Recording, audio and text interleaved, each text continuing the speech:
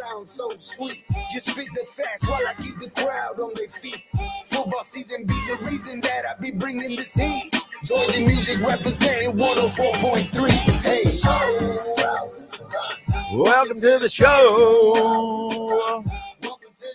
Hello, everybody. Actually, should have started with hello, friends, like the Masters. Jim Nance.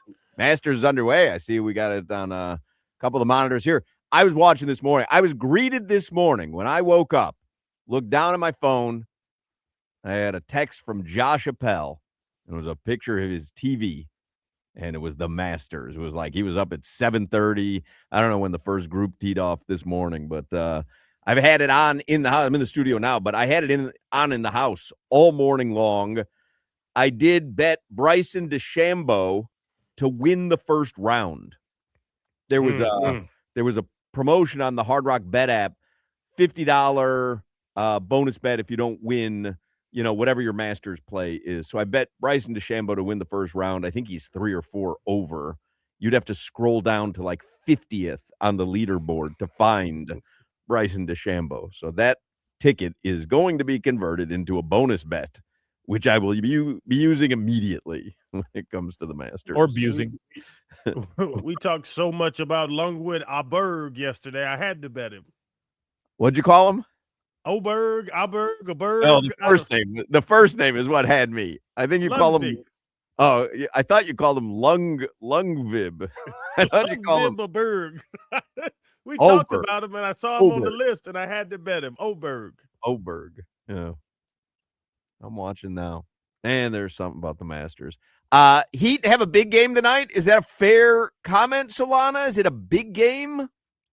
No, I don't think any game until the play-in tournament is a big game anymore. All right. Because the matchups are essentially done. Like, aren't they jockeying a little bit here? Yeah, I mean, they could mathematically avoid the 10 seed with a couple wins, but more than just wins for the Heat has to kind of work out for them. The Magic have to, I believe, right. What do out. I need to root for, I guess? What do I need to root for the best scenario for the Heat for the play-in? For the play-in, yeah, the Magic lose out, the Heat win out. All right, what's next? What's the next best thing I can root for? The Hornets lose out, and the Heat win out. All right. And what would be the difference in those? The Heat being the 9 seed hosting the Charlotte Hornets in that first game, and the Heat being the 10 seed and having to play in Orlando or hosting the Hornets, or on the road in Charlotte, which you don't want. You don't want the smoke in any of those places. All right. I know we need to cheer for them to learn how to play defense real fast. People dropping 125, 130. Yeah, but I was gonna say, what's your barometer for playing defense? Like 115? how far back do you want to reverse what's transpired this season? I would enjoy a good 110 by chance. Marlins are playing right now. Masters is on right now. Panthers play tonight. I mean, we got some action. Our friend John Ruth, who runs the UM Sports Hall of Fame and Museum, and more famously from my era, we've had him on talking about it. He was Sebastian the Ibis during the heyday of the football program, and famously was detained in Tallahassee and really invented the beak twist. I mean, John Ruth is very famous in South Florida, but he also, we always talk to him, he has his family is grandfathered in, one of the few, they have season tickets to the Masters. And remember, his dad had bought these, I mean, years ago. They lived in Augusta. I think his dad was a sports writer and would do call-ins live from Augusta. There wasn't obviously a cell phone. It was a payphone. So John Ruth always comes on with us. He's at the Masters right now. He was going to join us today, and then he decided to go for the afternoon slate. So he's there right now. So he's going to join us tomorrow. You can't, bring a phone into Augusta. Yeah. That's an easy way to get your season tickets revoked. But I gave him one task today, which is try the new Masters candy bar so that we can get a full review of it tomorrow. So I like it. We will have boots on the ground in Augusta tomorrow. And he gave us the cups yesterday. He gave us the cups, which we can enjoy this weekend with our pimento cheese sandwiches and our lemonades. I mean, we're practically going to be at Augusta ourselves. I'm torn. I'm driving home. I have the cup in my cup holder. It says 2016 on it. Yeah. So it's a I showed you. 10-year. I literally said that on the air yesterday. If you don't want these cups, I said these are 10 years old. Yeah. Because it's the year that Daniel Berger had his best performance at the Masters. And when John comes on tomorrow, I'm gonna appreciate his love and appreciation for us. I do appreciate the gift, but that's just a 10-year-old trash cup. It's not even a souvenir cup. We went over this yesterday. What did you think it was yesterday when you were here and you were holding the plastic cup? I think your excitement got me excited. And then after I reevaluated the situation, I'm like, this There's is a nothing to 10-year-old reevaluate. I plastic cup. said this is a plastic cup from the Masters from 2016. And then it's 2026 right now. Yeah, everyone's aware of this. Yeah, I don't know. I think I bought into your excitement. I don't know. I don't know about drinking out of this cup. Could not have been more clear. Couldn't have been more clear. If you don't want the cup, I'll take the cup. Went around the room. Who wants the cup? Solana wants the cup. Crowder wants the cup. Jimmy wants the cup. Everyone got a cup. Wait, what happened? Your brain wasn't working yesterday? Should I put the cup in my office as a souvenir, or should I actually drink out the cup? That's what I'm going Of course you through. drink out of the cup. It's Masters weekend. I'm still up in the air. It's also just a cup. You know what I mean? Like, it's fine that it was in the garbage. I don't mind that it was in the garbage. Like, if you have a Flanagan's cup, I have Flanagan's cups Everywhere. in my countertop 10 years or more. I have a Flanagan's cup on me right now. Just like everywhere. All over my house, I have a Flanagan's Did you see cup. their new menu item, by the way? New menu item? Yeah, the Shrimp Joe Boy. That's a good name. Yeah. I have a ranking from the Miami New Times. 15 best Flanagan's items ranked. I saw it. If we want to get to it at some point. I saw it. But they like, it's going viral today on social media, the Shrimp Joe Boy. Because they had it testing at a couple of restaurants, and now they've added it to more. So now the Shrimp Joe Boy is available in Kendall, where you are, Fort Lauderdale, Pompano Beach, and it was already available in Doral and Davie. So it's a po' boy with fried shrimp? That is it. I mean, that's fire. Oh, my goodness. I love a po' boy now. Who doesn't love a Joe Boy? You know what's wildly popular in Spain that I forgot to tell you guys about that I ate? Doesn't that look good? It's just a fried calamari sandwich. Oh, I've never heard of a calamari sandwich. So it's your typical fried calamari that you would get, on a plate at wherever, Olive Garden or Bonefish Grill, wherever you are. And they'll put that in a hoagie roll, just like that. Like you would have in the Shrimp Joe Boy. And people line up for hours. That sounds good because I mean, there's not much difference, right? If it's just a fried whatever. Yeah, and then they pour the marinara sauce on top of the remoulade. Calamari. I don't believe it's a remoulade. I think isn't a po' boy? Doesn't that have remoulade? The pink, not the red, is the pink. Yeah, it's a remoulade, right? Oh, that's salsa golf. No, I think it's a remoulade. Think about it, because a fried fish sandwich delicious, fried shrimp sandwich delicious. Right. Yeah, you fry some seafood, throw it on some bread, I'm good.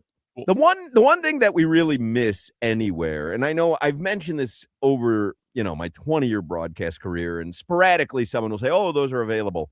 Spaghetti sandwiches. Doesn't that sound delicious? Why not put spaghetti in a hoagie roll, in a po' boy roll? Yeah. Because spaghetti's delicious. Why can't I eat it in sandwich form? It's already on the delivery system of the noodle.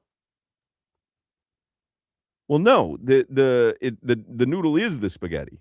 That's what I'm saying. It's a noodle and the meat and the sauce, but the delivery system is the actual noodle. No. You don't just eat spaghetti sauce. You eat the noodle, spaghetti sauce. That's well, the I didn't say delivery spaghetti system. sauce. I'm saying spaghetti with sauce on a roll. And I mean, it's perfect enough. Right, but I'm saying a chicken cutlet, fried chicken cutlet, that's fine. Yeah. Like the delivery system is there. If you do a chicken parmesan, you could have it as an entree. Right. But you could also put it in a sandwich. It's even better. I think Hoch's so right, because I'll make a sandwich out of anything. Like at a restaurant, if there's just some bread there, I'll kind of cut that bread in half, just open it on one end. And if I'm eating pasta, I mean, what's better than having like a slice of bread with pasta? Would you do it though with pasta? Yeah, I would. You've done it? 100%. Really? With spaghetti. I've made my own spaghetti You've sandwich. made spaghetti sandwich? My own spaghetti sandwich. Sounds fantastic. Now, course. that's something for Chef Jeff at Funky Buddha. Right. Because he likes cutesy. He likes stuff that, other people aren't doing. Right.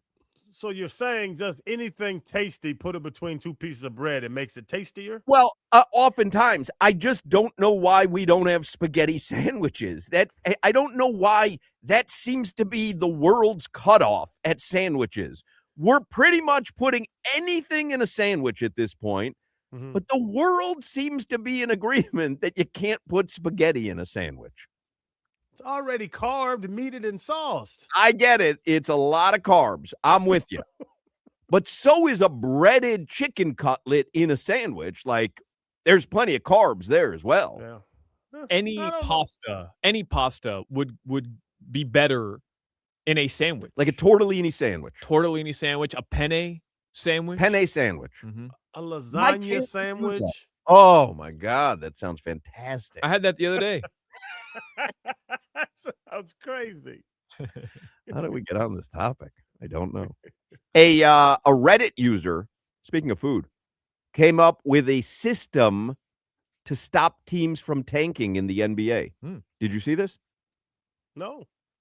So an NBA team, for every loss, they have to reduce the price of beer at the arena 50 cents. And for every win, they can increase the price of their beers by 50 cents. So if you're losing, you could essentially end up having to give away beer at your arena. Wow. And if you don't think that would make NBA owners say, enough of this tanking, we're losing hundreds of thousands of dollars every game in beer, you'd have to address that. The Washington Wizards would probably be losing $500,000 a day in beer. People would just go, don't even need a ticket. Just go and get Just plastered. get your beer because it's free. Oh. It would take down the salary cap, though. Or if you were winning, like OKC right now, $48 for a can of beer. But then people won't buy a $50 beer. Well, that's good. There's too much drinking going on in this country anyway. Food and beverage is huge at a stadium. Mike Mayo, food expert, says spaghetti omelets are huge in Belgium, but he's never seen a spaghetti sandwich. Spaghetti with eggs? Omelets? Spaghetti omelets, he says, are huge in Belgium. That's not a real thing. No. Mike Mayo says it is. Like fried spaghetti or omelets like with eggs and cheese? Because that's nasty. No, I'm saying I would assume it's you're putting the spaghetti in the omelet along with cheese and spinach and whatever else you want. From the IBS community leader, I don't think that's a good idea. So I own spaghetti sandos? You got it. Well, how can you own spaghetti sandos? Because no one's doing it. But you said that we should bring them back, so they already existed. How could you own something that already existed? Bring them back. Yeah, I thought you said we should bring them back. No. What do you mean? Bring what back? Something that never existed? Spaghetti sandos. I thought they did exist, and you wanted to bring them back. What are you talking about? And you even said some people say you can find this in places. Right. I said, I've never seen this, and over 20 years I've mentioned this, but and someone always says, oh, no, I've gotten a spaghetti sandwich somewhere. See, here you go, right on the chat. Isn't there a restaurant in the Keys that gives away spaghetti sandwiches? Everybody's got some story. Oh, this place has spaghetti sandwiches. In the meantime, I've never seen one. So I call BS on all these people. So I want to own spaghetti sandos. I think you can have them. If no restaurant has ever put their line in the sand for spaghetti sandos, I think you can have it. Okay, I'll take it. Because someone said that about Uncrustables. Oh, you can't make these. I mean, who wants a frozen PB&J with no crust? All of a sudden, guy who owns it, I called it. So I call it. Mark the tape. I call it. Spaghetti sandos are mine. I got you back in the Supreme Court. I'm gonna get the spaghetti sandwich concession at Funky Buddha. They can own everything else on the menu, but if you want to get a spaghetti sandwich, that's mine. I don't think they'll sell well. I think they will. I don't think spaghetti sells well. Well, this is a way to juice spaghetti sales. Put it in a sandwich. All right, I don't know what the hell's going on here. Headlines brought to you by Doral Hyundai. You always pay less with your Pricito at Doral Hyundai. Visit them at Doral Hyundai or DoralHyundai.com. Happy Masters Week, ladies and gentlemen. Thank you. They have sandwiches, pimento cheese, egg salad. Barbecue. There we go. Hey, Hoch, you know how we're always sending each other that Sports Scran account? Yeah. So Sports Scran, what is it? Scran is what other countries or in England, what they call their like ballpark food, like their stadium the concession bites. items at soccer games. Right. A lot of people say, oh, they got good Scran here. So one of those Sports Scran accounts posted a picture of what I believe is the Mark Light Shake of the week. Oh, this week. And I don't know if this is from years past and they're kind of just recycling like some old content or not, but the pimento cheese milkshake. And it's a vanilla ice cream milkshake with vanilla syrup. And then it's got a pimento cheese sandwich and chips put right into it. you're saying that's the actual Mark Light Shake Yeah. or some version of it somewhere else? No, that's the Mark Light Shake. Because I was told by Lee Sterling, I got a heads up of what the shake was this weekend, and it's not that. So this could be just something from years From the past. I do Yeah. remember them doing that in the past. For Masters Week, though, it makes sense. Yeah.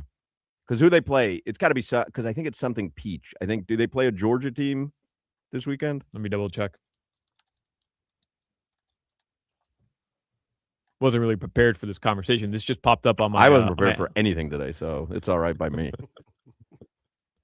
Oh, what Lee Sterling says, it's a peach ice cream sandwich in honor of Masters Week. Because, you know, they do that peach ice cream sandwich. Yeah. It's a peach ice cream shake. Because at the Masters, they have an ice cream sandwich, but it's peach ice cream in between two sugar cookies. Right. But also they're delicious. It's Doesn't Augusta. it? Augusta's in Georgia, right? It's in the state of Georgia, which is the peach state. No, it makes sense. Yeah. But do the Canes play a team from Georgia? No, they play Wake Forest. Where's that? North Carolina? Yeah. One of the Carolinas. Len, our program director, texted me, please stop by during a commercial break. Uh-oh. Very possible this segment's getting me fired. Solana just let us all know Georgia's the peach state, though, so he saved us. And I couldn't even blame him if he fired me over this segment.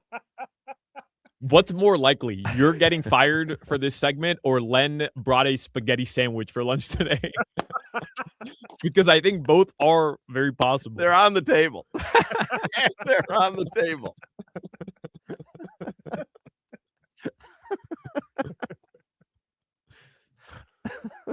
Hey, Crowder, don't get mad at me because I know my geography, my American geography. Well, we did this once. Didn't we Didn't I quiz you guys on what each state is? Yeah, I got them all right. Remember, what's Illinois? What's Illinois, Crowder? Smart ass. Flower state. Land of Lincoln. Oh. Lincoln logs. No. Oh. Now you're just blurting. Lincoln Kennedy. I could play this game all day long, too. All right. Anything in the headlines? Garden State. That's New Jersey. Yeah. Mm-hmm. I'm from Atlanta. We ate peaches all the time. Actually, you know what? I didn't do that on this show. I did this on the podcast with Stugatz. Now Len's really firing me. Well, I watch it, so I felt like I did it with you. All right. Should I actually give you guys some headlines? Yeah, give us just a couple because we have a loaded potato today. Yeah. Will Manso is going to join us in the next segment. I do want to talk some Heat with him and new stadium and all that fun stuff. Rob Pizzola is going to join us later on in the program. He's got some Masters bets. He's got Heat Raptors tonight. You know, Heat are in his city. He'll give us a Panthers play tonight as well, if anyone's interested. And at some point during today's show, because it is the first day of the Masters, we will play some of our golf greatest hits.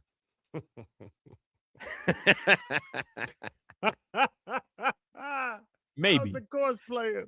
Yeah, as a matter of fact. We'll see. We'll see which ones we can find, which ones we can't. Yeah, well, we'll see. We're going to find them all. The Miami Heat, as Hoch mentioned, do play tonight. Tonight's a 7 o'clock game. They'll play the Wizards tomorrow as well. The Heat can still be as high as the 8th seed. So they can't be the 7th seed, but they can be as high as the 8th seed. The entire East is a cluster bleep. The Hawks, where the 5 seed, can still drop all the way down to 9. You have to explain it to me again. You could lose one game and be done if you're the 9 or the 10? If you're the 9 or the 10, you lose, you're out. Okay, so you lose, you're out. Right. But if you win, you still have to win another game. If you win as the 9 or 10, you play the loser of 7 and 8. Gotcha. 7-8 play, the winner's the 7 seed. The loser has to play the winner of 9-10 to be the 8 seed. Len says, I heard you. I don't have a spaghetti sandwich. So, could be it. Could be curtains. Let's just keep the segment going. Let's not take any commercial breaks. Loophole. 4-hour show. He says, bring your microphone. Oh, yeah. How's that one looking? This one's fine. I wish I had the old one that I broke yesterday, but this one's fine. We had to give Jimmy the day off today. He was still laughing. So he couldn't work effectively. That tickled him. Woo, he was waiting for something to go wrong for me. Yeah, that was bottled up for 5 years. He enjoyed that. All right, anything else in the headlines? Because I do want to have time with Will. The Marlins are beating the Reds right now 6-1. They could even up this 4-game series with a victory if they hold on. I don't want to say that I have a parlay with the Marlins winning and Max Meyer giving up more than 1.5 earned runs. So I wouldn't mind Cincinnati just plating something. Is Max Meyer still in the game? I do not know. All right, I'll ask the headlines guy. Isn't it a terrible feeling to bet against your team and I didn't win? bet against my team. I bet the Marlins to win. I just thought Max Meyer would give up 2 earned runs or more.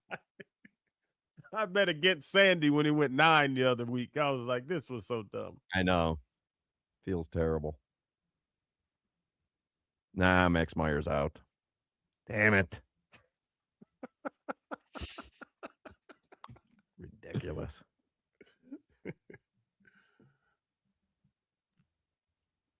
Top of the 8th, 1 out.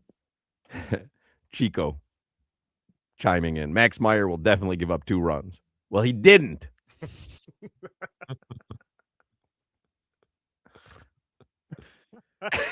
And there's Chico.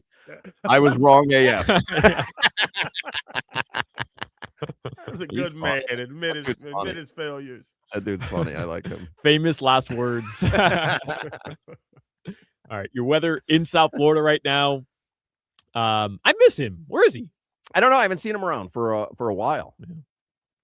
Yeah. I guess that funny thing he did on the window. Didn't he do something where he made fun of Leroy or something with a sign on the window? Yeah, like, have you seen me? The tooth thing. Leroy lost his tooth, I think. Is that what it was? Yeah, he pulled a Crowder.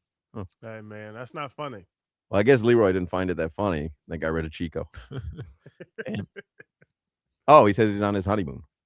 Oh. Well, don't listen to us on your honeymoon. You want to lose the moment. He's just having a break. I know what's coming after the show goes off. I don't know. Baby, I want to tell you about spaghetti sandwiches. Sometimes when I need to lock in, you know what I mean? I need to lock in. Yeah. I just, some ancillary sound Sure. works. Oh, the You can't soundtrack make of no my, love the to our voices. soundtrack of my sex life is House Hunters. To our voices? Come on, man. That's ridiculous. All I'm saying is if I ever meet Scott Van Pelt in person, I'd like to shake his hand. That's when you do your best work. Thanks, SVP. Right now in South Florida, it is 80 degrees. It's been raining, and it's going to get worse, especially in Miami, until around 5 o'clock. So stay safe on the roadways. This weather report is brought to you by Tornado Roofing and Contracting, helping homeowners stay safe this storm season. Visit tornadoroofing.com for a free roof and window estimate. All right. Will Manso is going to join us in the next segment, talk some Heat and other stuff, maybe spaghetti sandwiches with him. Before we get there, though, I want to tell everybody about my friends at Prize Picks. You guys know I love playing Prize Picks every single day.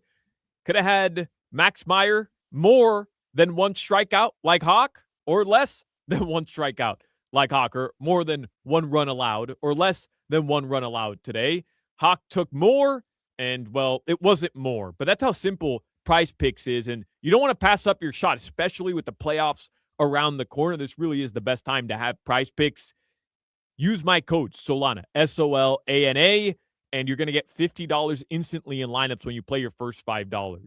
Let me tell you how simple this is. You open up the Prize Picks app. I'm going to do it with you right now, and for pretty much any sport, but I'm looking at basketball currently. Paul George tonight. He's in action, 19.5 points. I'm going to pick more, or I'm going to pick less. Is Paul George going to score more than 19.5 points, or is he going to pick less than 19.5 points? You're just turning your hot takes into money. That's it. And you do that for 2 to 6 player stat projections. The more players you pick, the more players you get right, the more money you can make. But essentially, you get your picks right and you can cash in. There's also new features, several features really, but a new one on Prize Picks. It's called early payouts. If your player gets off to a hot start, you now have the option to cash out those winnings before the game even finishes. But you can also choose flex play, where you can get paid even if one of your picks misses. You can do what I do, which is bigger payouts with the power play. Join me and millions of users, because no matter how you play Prize Picks, it's fun as hell. Download the app, use code Solana, SOLANA, get $50 in lineups after you play that first $5 lineup. You must be present in certain states. Visit prizepicks.com for details. You're listening to the Hoch, Crowder, and Solana Show. I love the colonoscopy.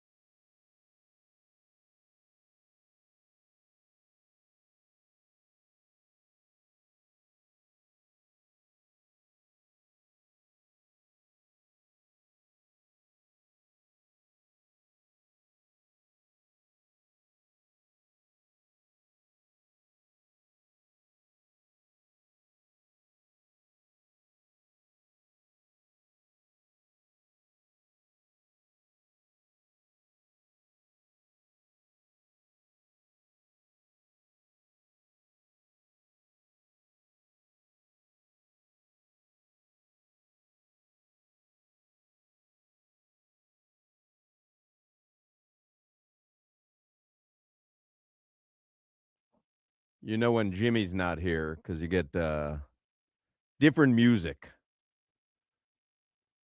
Will Manso is going to join us momentarily. We'll talk a little Heat and Masters. I can't remember if he's into the Masters or not. I think we ask him every year around this time. I pretty much ask everyone around this time of year. Who's not into the Masters? Will Manso, sports anchor and reporter for Local 10 here in Miami. He's on the Toyota of Hollywood hotline. Are you a Masters guy? Do you like golf? Do you watch I'm not a huge golf guy, but I love the Masters. The Masters, I'm pretty sure Tiger Woods is getting green jackets and not DUIs. So it's been a long time. So you don't wake up today and immediately turn on the Masters? I don't, but to be fair, I don't really watch a lot of golf. I mean, it's not something like if I'm at the office and it's like a Sunday and it's a final day and they'll have some tournament on, sure, just as background noise. I'm not a big golf, fan or golfer myself. I'm probably the worst golfer in the world, which is another story. What are you gonna do when you retire, Will? You got to golf or fish. It's funny, Channing. I literally just told this story to my daughter today. I had lunch with my oldest daughter today in Hoch's neighborhood in Boca.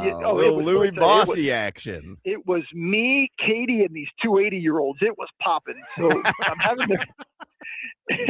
And we're talking, I don't know how it comes up randomly about teams you choose. Anyways, long story short, I became a Canes fan because of Benny Blades. I loved watching Benny Blades when I was a kid. When I moved to South Florida, I was 10 in the mid-'80s. So that's how I became a fan, which in turn, that's a big reason why I went to UM. Anyways, years later, I'm golfing in a charity event, and Benny is in my foursome. And we're golfing. It's the first time I ever met him. And I tell him midway through the round, hey, you were my idol. Like, you're the reason I loved, the Canes. And he was so pleasant, so nice. But at the end, we shake hands, give him a big hug. It was so nice meeting you. And he says, man, I had so much fun. You are the worst golfer I've ever played with. Well, I was just going to ask, because you're a celebrity and people, some people pay money to golf with a celebrity. And then they see you play, and it's almost like they hate you after that because you're not adding anything to the team. Nothing. And they think you're the sports guy. You must know how to play golf. And here's the thing. I know how to swing it. I know how to hit it. It goes a pretty long way, but usually it ends up right in the fairway of the hole next to me. So that's the issue. All right. Well, let's talk Heat for a second here. I want to talk new stadium, too. I know you were out there last week. You weren't there for the game, but you saw the stuff that we saw on Local 10 and on social media. But if you're the Miami Heat, first of all, let's say you're doing a State of the Union address about the state of the Miami Heat. What would you declare? The state of the Miami Heat is uncertainty. It's in flux. It's this middle ground that you don't know how to get out of, and we've talked about on the show, and I'm sure you have without me too. It's like the hardest place to be. We kind of talk about it with the Dolphins over the years, but the Dolphins have never been a couple of years have been bad, but never too bad, and they've never been good. Well, the Heat are stuck in that kind of middle ground the last 3 seasons. They made the crazy run 4 years ago, and since then, it's just been this middle ground that's hard to get out of. Will, is the most frustrating part about the loss the other night? I mean, we knew they were going to be a playing tournament team probably for the past 2 weeks, right? It just seemed inevitable. But is the most frustrating part that in a game they had to win, right, to at least keep their season alive, they were still run off the court by a 7 seed. Yeah. It's you know what it is, guys, I mean this in all honesty with this team because I want them to be so good, and I've tried to buy into all the players and Eric Spoelstra saying all season long, we're better than what we've shown. You can't be 79 games into a season and then say, trust me, bro, we're better than what we've shown. Like, it just doesn't work, and it's frustrating because they look like a team that the message or of what they think they are and what they are is not what they really are. You know what I mean? Like, there's a disconnect there where they think there's something that they've proven that they're not. And sure, could they make another play and run, get into the playoffs and maybe give a 1 seed some, trouble? I mean, sure, I guess there's a window for that, but I think we can all agree that's not likely going to happen. And it's frustrating because we heard it for 79 games now. We're better than this. And the reality is they're not better than this. They're just not. And for them to make a run, they have to score 172 points because they'll give up 150. Yeah. Like, this is the biggest surprise to me, Will. I've been down here 25 years. 21 years.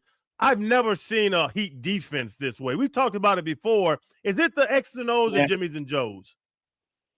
There was a great article in ESPN today that Clay actually sent to me, and I read this morning. It was talking about how some of the fastest paced teams in the league are actually some of the worst teams, like as far as offensive actual output, which is funny because I thought of the Heat right away, and they were mentioned in the article. They tried so hard to be this pace, which they are. They're one of the leaders in pace, and they're scoring a lot of points, but they're not doing it efficiently, And in the meantime, I think the rush for pace and offense has really impacted the defense. Now, it's more than that too, Channing. I think there's personnel issues that they're trying to mix and match that hasn't worked, and injuries have part to do with that, but I think more so roster composition. So I think when you take those two things together, this whole new offense they were trying to do that worked for 3 weeks, 4 weeks, and then the fact that maybe the personnel doesn't match the defense they want to play, this defense has been really, really disappointing, especially in the last 3 weeks or so.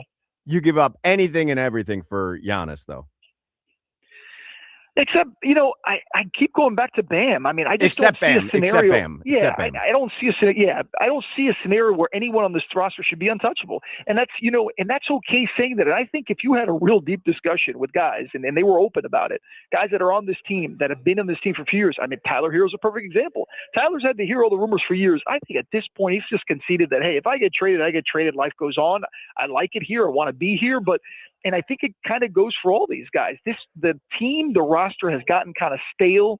They've tried so hard, especially post Jimmy, which has only been a little over a year, trying to figure out mixing and matching, and they just can't do it. And at some point you have to say, forget the mixing and matching, forget the trying to force all these things together. Let's start fresh with something new. And that something new has to be pivoting again to a star if that star is available. Will, I'm going to ask this question, but I'd like to state beforehand, I'm not one of these psychos that believes Eric Spoelstra should be fired, but I do think it's fair considering their record against, the Celtics and the Magic and the Raptors and against some teams that they should beat this year. And the fact that, like yourself, I believe this team has some talent and should be in a better position. How much responsibility falls on Eric Spoelstra this year for ultimately the record? I do think there's a lot of layers. It's not only a one-person problem, but how much of it this year compared to years past does it fall on Spo? I think it has to fall on him as equally as it does in the front office, as equally as it does on the players. I think if you look at the combination of things, do I think that the players on this team should be better than they've been as a whole? Yes, I do. But do I think they're great? No, which falls on the front office in trying to build them. And then to your point, I think then not getting the most out of it or figuring out how to use this roster has to fall on Spo. And I think Spo, to his credit, has really understands that things haven't. This is not acceptable. He tried with the offense. They tried to really pivot and make it different. It worked for a bit. Now it hasn't worked. The defense is slipping. It has to fall on him. I mean, you can't sit there and praise Spo for all the great years and all the things he's done and the great runs and the way he's been able to work with all kinds of personnel and help develop guys. And then when they don't do well and these things don't work, say, well, it's not his fault. It absolutely is part his fault. I mean, he's a head coach. He gets paid big money. There's a reason why. He's a great coach, but even great coaches have down years or down periods. And I really think right now, with all the influx of this team, the confusion over the roster composition, what's next, the chasing of a star, Jimmy leaving, I think Spo has struggled a bit to adapt to that. And that's okay to say because I think it's a reality. And we're talking about Kel'el Ware, and it's on my mind because I watched a Cavs game the other night.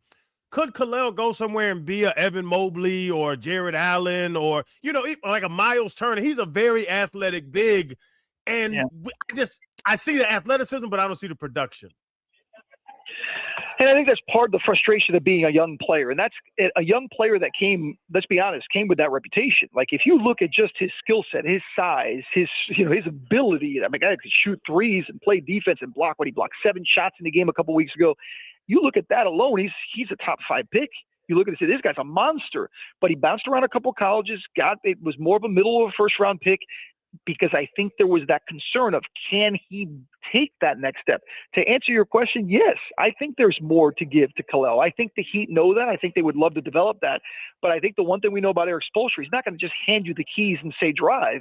He's going to say earn this car, earn the ability to drive. And I think Kel'el has been up and down with his effort, up and down with his production. He's so good for a game or two and then so bad for a game or two. And that's sort of to be expected from a young guy who has to kind of light that fire and that next step. But I think the potential's there. There's no reason he couldn't get to that level with the skill set he has. Let me shift over to the Marlins real quick, Will, before we end up running out of time. They've put together 2 in a row, and I've been impressed with them this season. I think they've been fun. But Tuesday night, Clayton McCullough pulls Sandy Alcantara out of the game, 9th inning. He's looking for his second complete game in a row, and there's 2 runners on, and you reacted, I think, angrily on Twitter, right? You did not like what McCullough did there. No, and it wasn't reactionary. It wasn't until like after the fact. I mean, the moment that I saw him walking out, he's not taking him out, is he? And then he immediately, before he even gets close to Sandy, puts the hand up to go to the bullpen. I'm thinking he didn't even get to Sandy. So either there's 2 things that were going on there.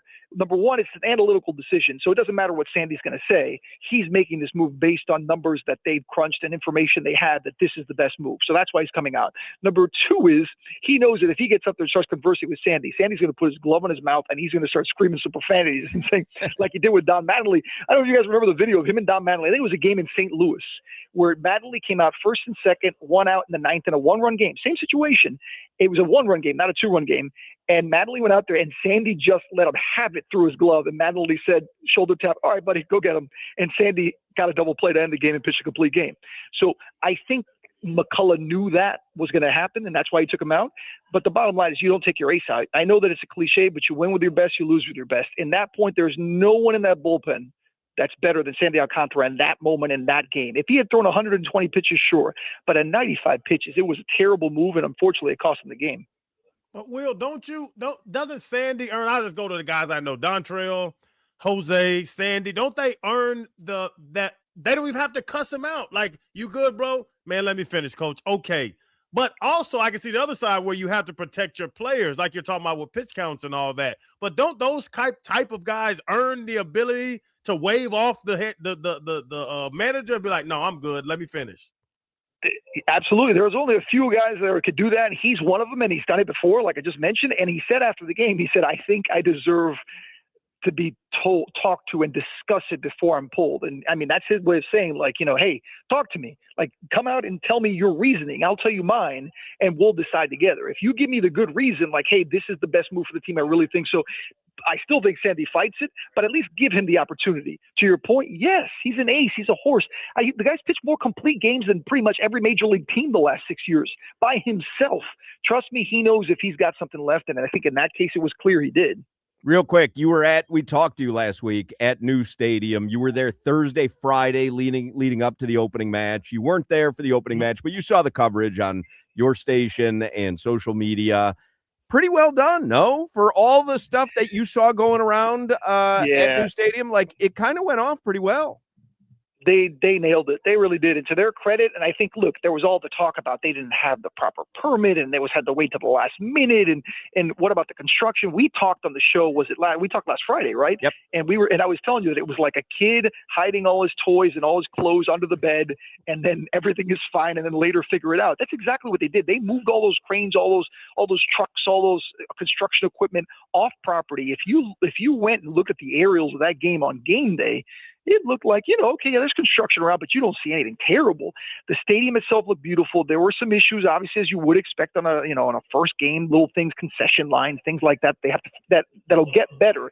But overall, given the timeline they had to get that stadium ready to play, to make it look good, I think they hit it out of the park. I mean, credit to Moss and those people. They knew what they were doing. They had a plan, and they got it done. Will Manso from Local 10, also a frequent visitor to Boca Raton. We always enjoy having you up in the big city, Will. Every time I go, I get a 10% Hochman discount. Big city. That's 10% additional, by the way. 10% additional. I get 10% off. Yeah. I get it right back off because I say Eric Reed. Then they say, oh, that's Mr. Boca, and then 10% off. True that. All right, Will. Appreciate it, man. All right, guys. There you go. Will Manso talking a little bit of everything with us on this Thursday. Don't go anywhere. We all know anniversary are really special, and my friends over at Ed Moore's are celebrating 80 years in business. My man, Chris Atkins, he's the GM over there. My man, Dennis Henderson, he is my buddy. He watched out for me today. I tell y'all about being backed by Moore's. My sons were playing baseball, and they broke my windshield. And I called, the little places you see on TV and all, and there, hey, fix your windshield. Man, I called Ed Moore's. Dennis said, bring it over right now. Brought it over. gave me a rental, went right home. He said, I'll have it done tomorrow. They're going to watch out for you. Being backed by Morris is a special thing. That's why my entire driveway is backed by Morris. At Ed Morris Cadillac, they're commemorating this occasion of 80 years by giving you special savings on Cadillac luxury. You got to check out the electric Cadillacs. I'm telling you, they figured this thing out. 2026 Cadillac Optic for only $349 a month, and the all-electric 2025 Cadillac Lyrics for only $369 a month. Family owned and operated for 80 years. They know how to take care of their customers. I'm backed by Morris. My wife's backed by Morris. My family's backed by Morris. You got to be backed by Morris. Go see my friends at Ed Morris Sawgrass Cadillac, 6-time dealer of the year. They're off Sunrise Boulevard and the Sawgrass Expressway. You can't miss the beautiful lot. You can't miss the beautiful cars. You're going to meet the beautiful people. Go over there to Ed Morris Sawgrass Cadillac. Visit EdMorrisSawgrassCadillac.com and get backed by Morris. Click EdMorrisSawgrassCadillac.com. You're listening to the Hoch, Crowder, and Solana Show. Crowder, how many booms would you give today's show? I'm not booming nothing.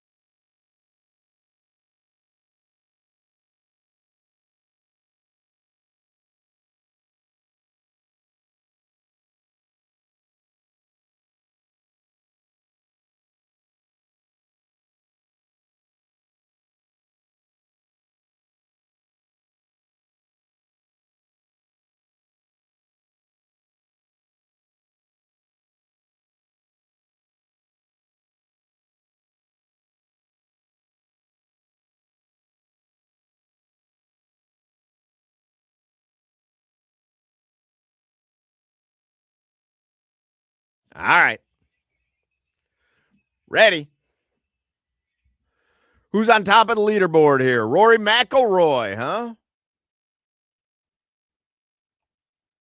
Armac. Rory McIlroy is 5 under through 15, tied with Sam Burns, who's 5 under, and he already completed his round. Oh, your boy Ludwig Aberg, Aberg. He's 3 under after 7 holes. That's pretty good. 3 under after 7. So I bet 50 on Oberg, 50 on McElroy, and 50 on Scheffler. To win the tournament? Yes. Scheffler was up there too. I think he was tied for second, right? There, I'm just watching on the monitor. They're moving it along. I'm not looking at a static leaderboard. So all their payouts are double or triple, quadruple 150. So I put 150 down on 3 guys, and I can make 700, 900. I thought it was a good bet. Well, it's I mean, we'll talk to Pizzola later on today, but you're essentially betting 3 out of what's the field? 100, 150? I don't know what the field is. Who makes the cut? I think it's a little. It's No, I'm just saying the beginning field, because he's 120, 120 players. Yeah, something like that. So I mean, you bet anyone before the tournament starts, you're generally going to get plus 500 or better. That's what Scheffler was. Yeah. Oberg's Scheffler plus is 1,400 and Rory's plus 1,100. Well, Scheffler's -3 as well through 4 holes. 91 player field. 91. All right. Did you see? I don't know how much Masters coverage you're watching. The Masters. This is from Joe Pompliano. The Masters will do about $70 million in merchandise sales this week. That's $10 million per day, $1 million per hour, $16,000 per minute. He points out that's $25 million more in merchandise sales than the Atlanta Braves did all of last season. And it's 1 week, no online sales. That's all at Augusta. That's the only place the Masters that now you can buy Masters stuff online and they have resellers, but the Masters and Augusta sell their merch on property for 7 days. And they do more than the Braves, who are, in the same state, do all season, 162 games, including online sales. Crazy.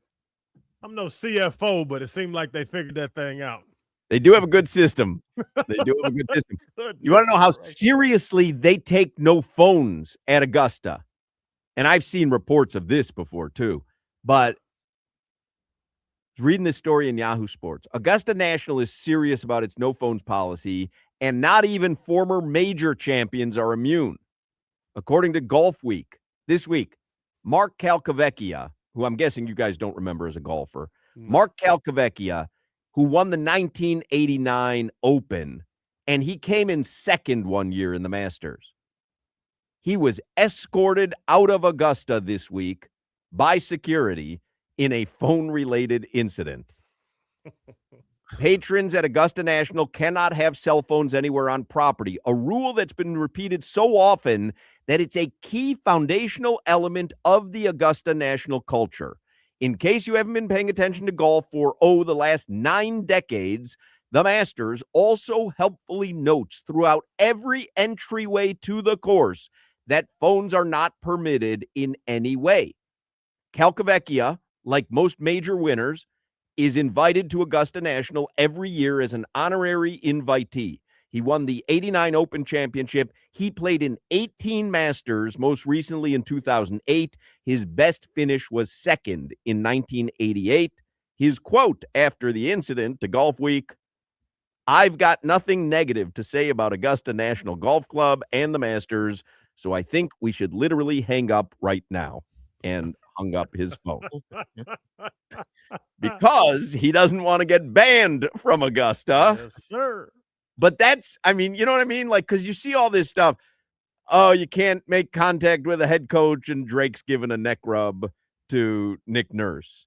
And you can't have people on the sidelines, and Michael Irvin is barking like a dog on the sidelines for the entire season. Like, people who have some sort of history or some level of fame generally don't have to play by the same rules.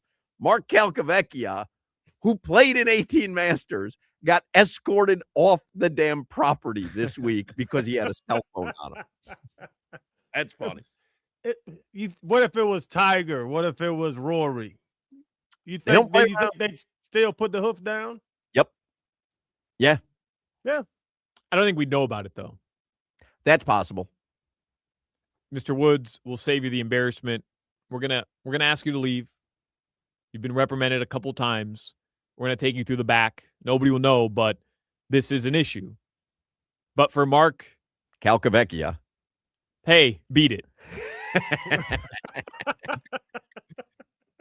I'm Mark Calcavecchia. Yeah, come on with us, sir. Right. All right. Yeah. Appreciate it, Mark. Come on, Mark. All right, let's get headlines here for the 3 o'clock hour so we can get to our golf greatest hits. I only have 2 of them, Daniel Berger and Solana's leaderboard for Dono and Frito. Are there more? Good. Am I missing anything? I know you once gave score updates for the British Open. The year before. No, it wasn't the year before. He couldn't understand why the leaderboard wasn't changing at all. But it was 10 p.m. Like he's giving British Open updates, and every hour it's not changing. He's like, well, it's still Brooks Koepka. And it's like, and someone texted in, they're like, of course it's still Brooks Koepka. The British Open ended before you guys went on the air. I also once gave a U.S. Open leaderboard update from 2022 when it was 2023. You remember how we figured that one out? Because you had all the guys in your pool that were at the top of that leaderboard last year from the year before. Yeah, I got so excited. I'm like, wow, I am running away with this pool. But we also learned Hoch has the worst betting strategy. Just look who performed well the year before. Ain't nothing sweeter than a repeater. All right, let's do headlines. Brought to you by Doral Hyundai. You always pay less with your Pricito at Doral Hyundai. Visit them at Doral Hyundai or DoralHyundai.com. We also have some like mini golf questions with some former Heat players, and we do have those like Masters. I remember sounds. those. Those were funny. Yeah, those were like it was a radio service, like a morning show service that did comedy bits. Remember we used to play those Masters rejoins? I have one here. Fire one off. Really quickly here. This one's titled No Golf Carts. Welcome back to another day at the Masters. Steeped in rich tradition, players walking, not riding in golf carts, which would greatly expedite the game. Baseball games have been sped up, but golf, keeping with tradition, they're still walking and walking, still walking at the Masters on CBS. Yeah, see, that's unlike Jim Nance. Usually he, toes the company line, but he seemed to be taking a little bit of a sarcastic tone to no carts. I've told you I've left golf courses when they say no carts or only cart path. You mean I have to walk way out to this green? Nah, right. Jack, I'm good. For me. Did you guys see that Xander Schauffele or Ek Schauffele? He hit a tee shot on the 8th hole. Yes. And it landed in somebody, like a fan's actual bag from the Augusta National Store. Like the souvenir bag. It landed right on top of the bag. Just sat there on the bag. Yeah, that's a new one. It was a drop, or how did they deal with it? It has to be a drop, right? You can't hit it out of someone's bag, even though it was right there on top of the bag. Theoretically, I guess you could hit that, couldn't you? I don't know. And Happy Gilmore, he hit off the Giant's foot. But I think by the time the official walked over, it had gone into the bag, because I saw the video where they were trying to find it inside the bag. Yeah, I mean, that's got to be a drop because he didn't really hit it out of play. He just hit it towards some fans. I wonder if the fan had the bag in a restricted area. People don't listen to rules. Like Mark. Gotta listen to rules. Yeah. And hey, Calcavecchia, listen to rules. Hoch, I read that story in Front Office Sports that you just read about the $70 million in merchandise, but I was fascinated. I didn't know this was a thing. I'm sure you guys did. One item that's dominating sales, they write, is the Masters gnome. And one tournament employee told Front Office Sports that they sell out those gnomes. I guess they're a collector's item. They sell out in the first hour. Yeah, it's super interesting. I didn't know about this either until I read a Darren Ravel story about it. These Masters gnomes. Garden gnome? They're garden gnomes. This is what Darren Ravel says on Twitter. Just waiting for it to load. My computer's super slow here at the radio station. I have a neighbor with a bunch of crap in their front yard. The Masters gnomes have no numbering, and no one knows what the production run is, but you can only buy it at Augusta. This year's gnome, it's a 1 per person limit, costs $59.50, and is commanding an immediate $650 plus on the secondary market. Whoa! The little gnome. cat gnome. Yep. I don't like it. I think my neighbor's taking it down my property value with all the gnomes and butterfly balls in his yard. Yeah.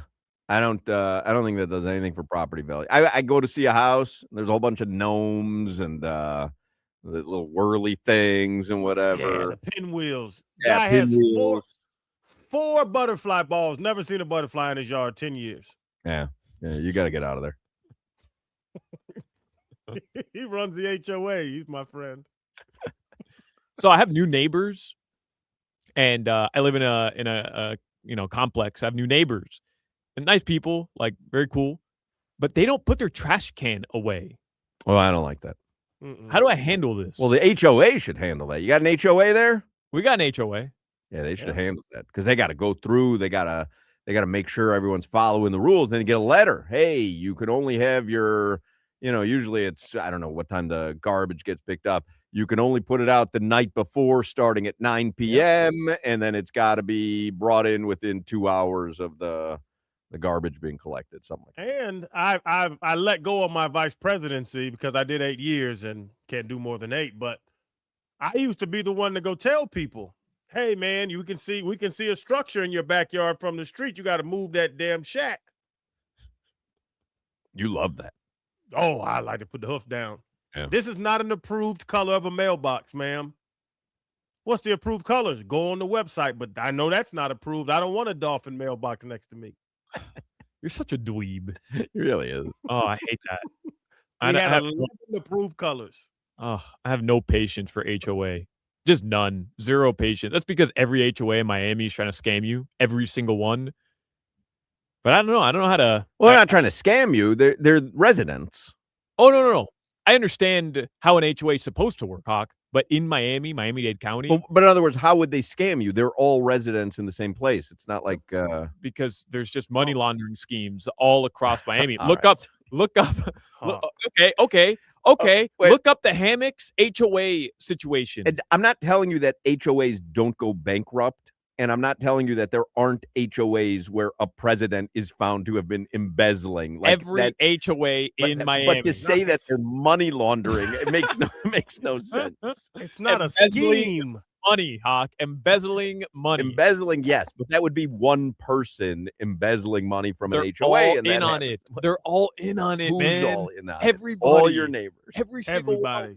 I was the vice president. How you think they can embezzle money if I'm looking at the paperwork? No chance. You don't know how to turn on your computer. That's a great assessment. I really ain't looking at them emails they sent.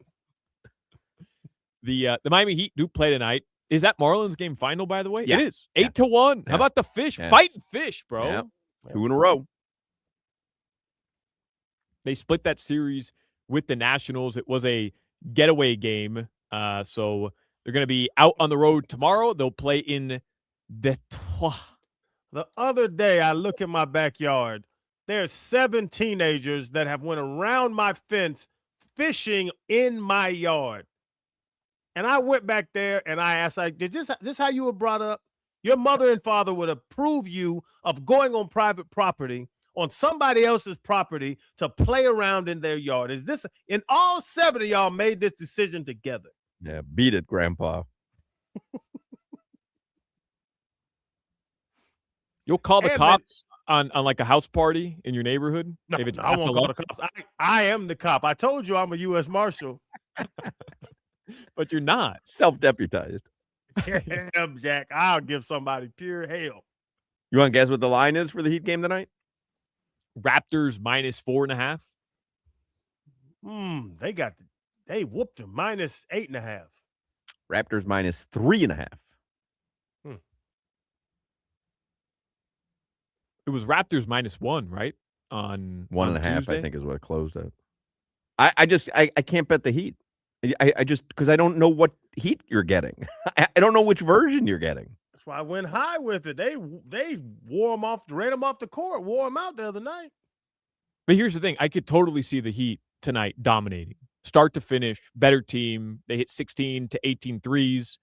They dominate the interior. I could see, I'm not saying it's going to happen. I could see it, and I would be so upset if that happens. Like, oh, now you decide to play well. Now you decide to defend. Now you decide So you want them to lose? to knock in their threes. I don't want them to lose. I'm just saying it would be wildly frustrating to see them put together a quality game, which we haven't seen from them in about a month's time, and they do it after they've been But that's they've been who eliminated. But that's who they are. They're sporadic. You just don't know what you're getting. Is Bam going triple single tonight? Because that's not going to work. Right. Going to win very few if Bam goes triple single again. Yeah, Four- you guys 4, waited. 7, 6. You had to wait about 2 months for Bam to have one bad game, and now you won't let me forget it. No, he's got back in the team since then, Solana. You know I watch. The Panthers, they're in Ottawa tonight. They're going to play the Senators. That'll be a 7 p.m. puck drop. That game will be live right here it'll be live on AM 560 tonight. Right. The Marlins, I'm seeing their home run celebration. Yeah, like a nightclub. It's like a nightclub. Like the girls that come out with I the love that. sparklers, but they have the big sign that says like happy birthday, whatever. Yeah, they're walking through the dugout with one of those signs. Yeah, I think that's cool. That's a cool celly. Way cooler Anybody than hit a in the ding dong club. today? Anybody hit a ding dong today? Anybody know? Somebody must have because they were I saw You're the seeing it video, from they were today? celebrating. Oh. Yeah. Hawk, you don't party like that. Solana, do you like the light up signs and sparklers at the table? I don't like the attention. Oh, absolutely. I've If I'm- seen it before. It's Sugar Factory.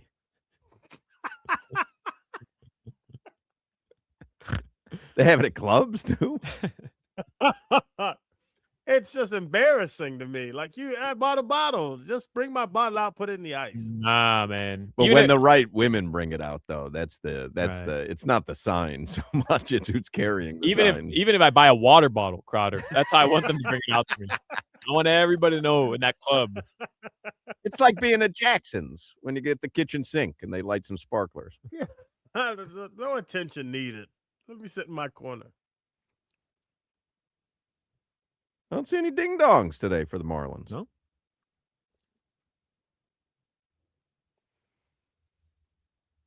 Yeah, you're right. Yeah. No dongs. Max Meyer got the win.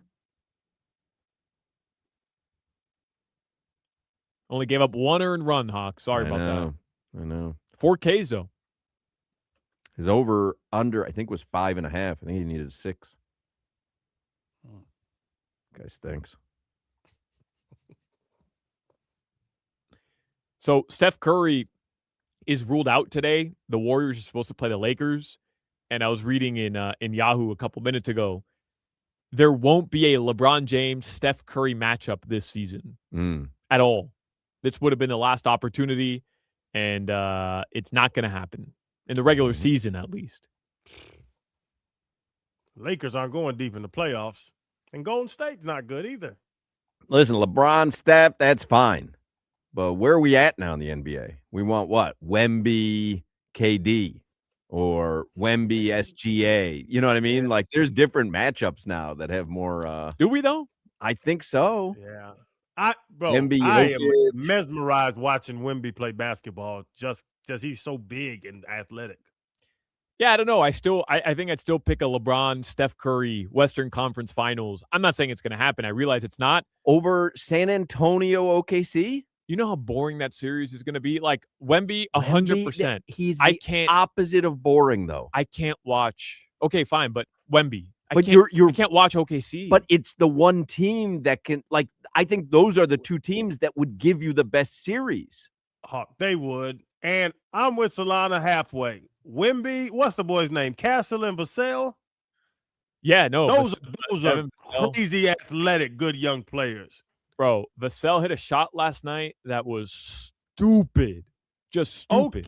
OKC is everybody standing there watching SGA fake his head 117 times. But I feel like that's the best matchup, talent for talent, San Antonio and OKC.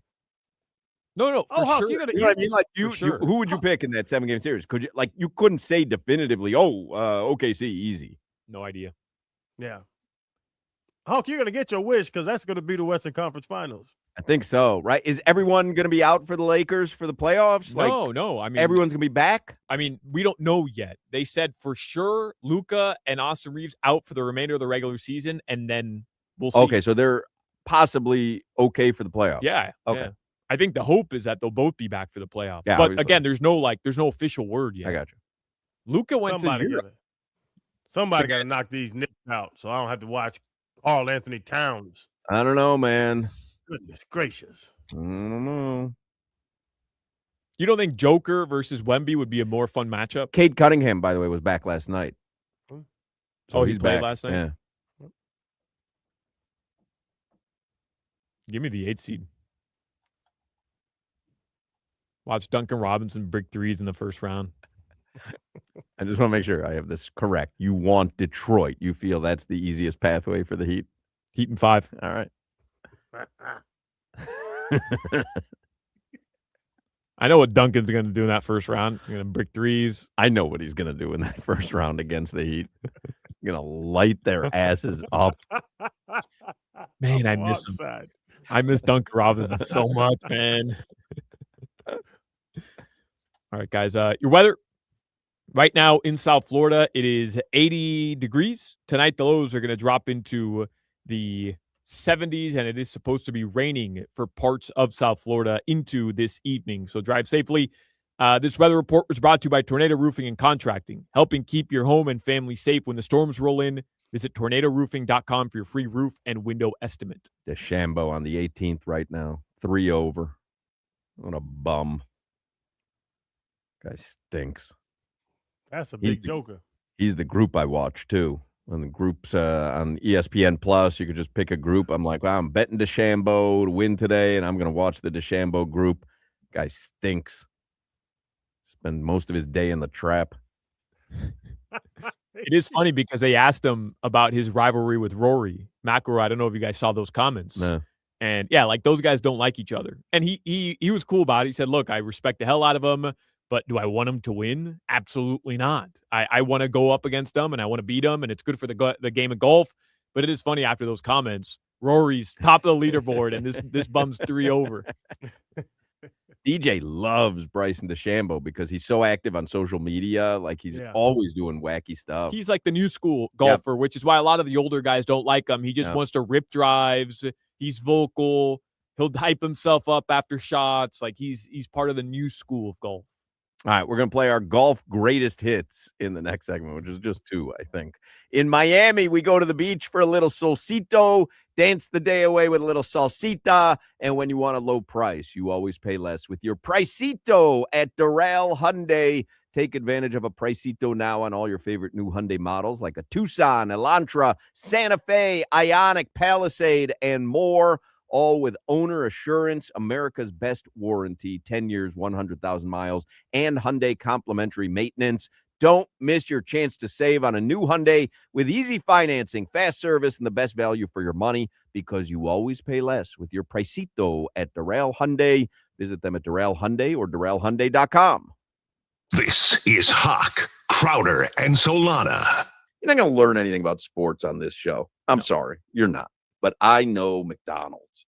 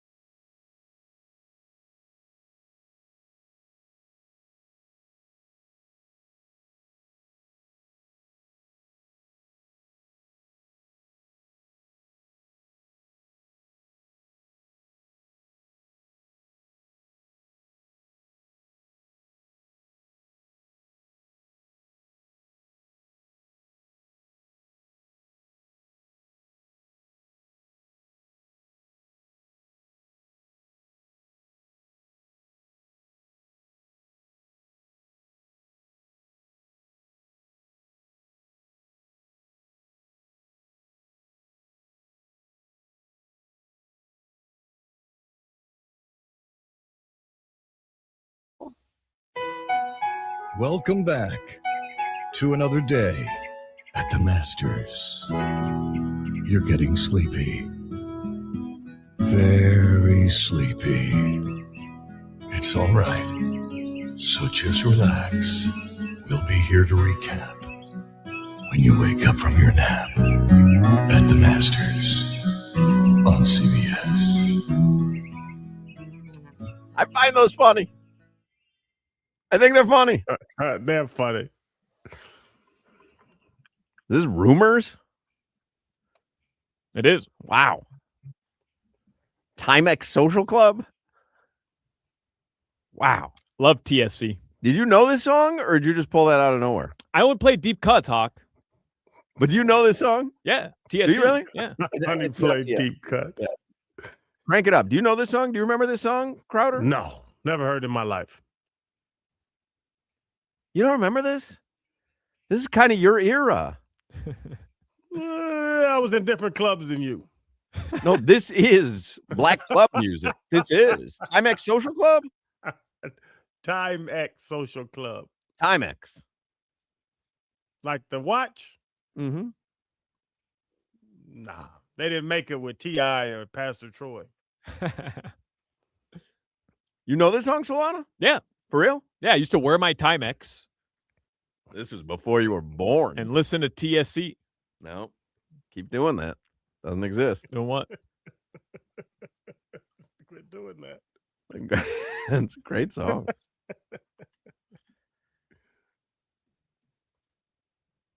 I remember when we used to play those Masters spoofs from, the Jim Nance sound-alike there.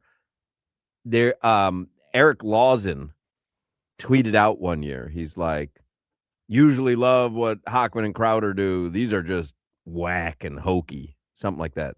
And so I stopped playing them. I was like, oh, maybe they're not funny. I thought they were funny, but maybe they're not funny. But now I'm hearing them again, and I'm like, those are funny. He tweeted that out He did. over that.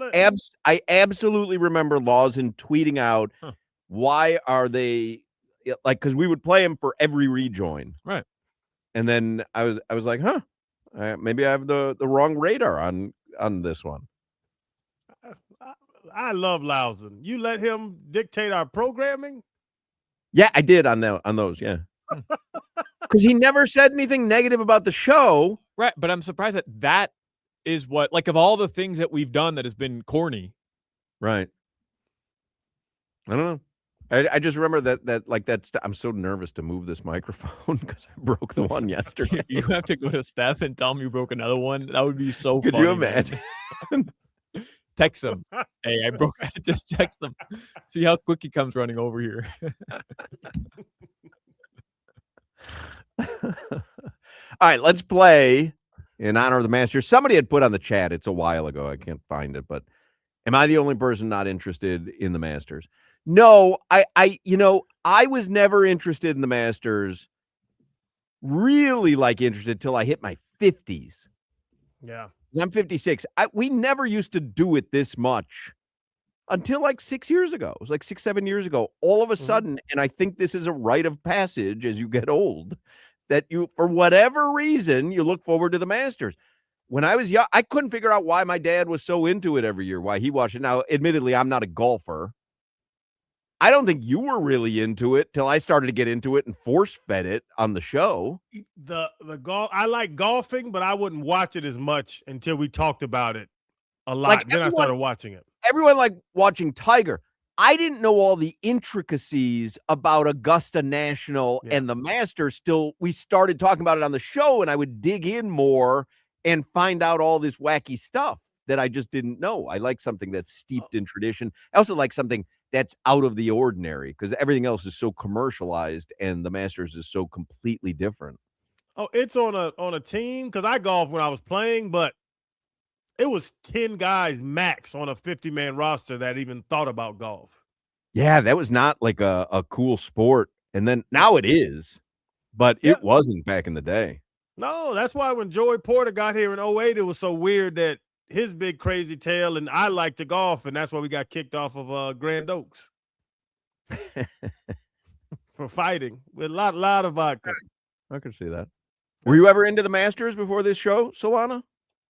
Not really. I mean, I Yeah. knew about the Masters, and I'd always watch on Sundays or whatever, but I played golf. I never really watched golf before this show. But like, did you ever watch tournaments and stuff? I mean, obviously, if Tiger was playing on a Sunday, you Right. might be I paying tune in. attention. Every now and then I tune in. You guys know I watch a lot of Sports Center, so SVP will always recap all the majors, but that's When about you say, it. as you guys know, we've heard you say that before. We heard you say that you did a lot of kayaking as well. You like to lie. He really does. He likes it. What did you put on Instagram today? What is High Rocks? It's a competition that I didn't even know existed until last Thursday. But basically, it's an athletic competition that involves a lot of movements you do at a gym, sled pushes, sled pulls, wall balls, farmers walks. Because he put on Instagram pictures of him and Valentina. Why are you laughing? Hold on. Why? What about that? I didn't tell you I do any of those things. I didn't insinuate that I'm an expert in anything. Why are you getting so defensive on High Rocks? Because he's laughing like if I'm making stuff up. Everything I just said is something you would do as a workout at a gym. Is it not, Crowder?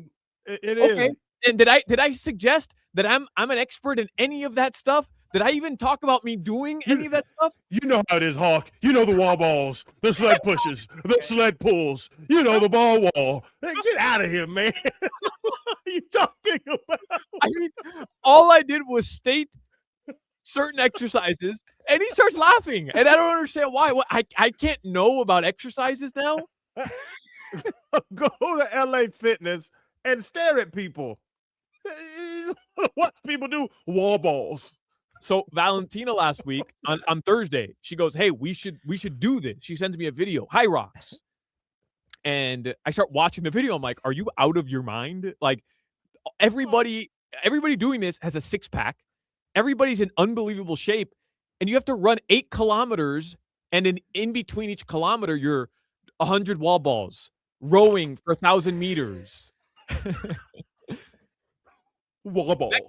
Next day, all my algorithm is High Rocks. Everybody I know is doing High Rocks. Everybody that I follow is at High Rocks. Everybody's posting their times at High Rocks.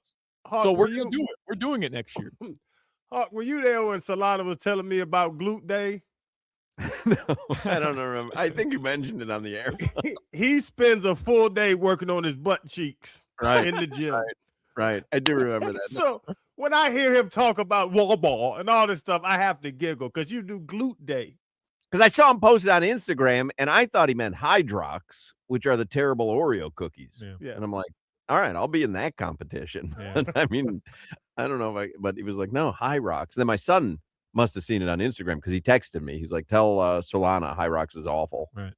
Yeah. Well, what's awful is that seems like everybody who does High Rocks can't just do it without telling everybody they know. Well, that they do High why on Rocks. earth would you do High Rocks unless you were telling everyone you were doing it? Right. Mhm. But I'm that guy because I couldn't just play pickleball. I have to let everybody know that I love playing pickleball. I am the Nobody guy does that I anything hate. in this life without wanting to tell people about it.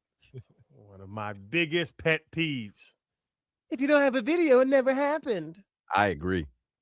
That's ridiculous. That's how I determine what concerts I'm going to. I'm like, oh, this one will look good on Instagram. I'll go see Alan Parsons Project because that'll be cool when they play the Bulls intro. All right, here's the golf greatest hits that we have in honor of the Masters. Which one do you want to play first? Yours, of course. All right. So we are out at Trump National Doral. Me and Crowder. Was Zach Krantz with us at this time, or it was just us, I think? No, Zach was with us, I think. I think Zach was there, yes. We're in a So- hallway. We're in a hallway. We're doing a live broadcast at like a card table, and it's the Doral. And they say to us, hey, at some point during your show, we may bring a golfer over or Donald Trump. I think he was running back then. I think this was like 2015. This maybe. is 2015. Yeah, so he's running. I wasn't even working at the radio station yet. I was still in college. I heard this live. So we're just out there. And back then, this is 11 years ago, I really wasn't following golf.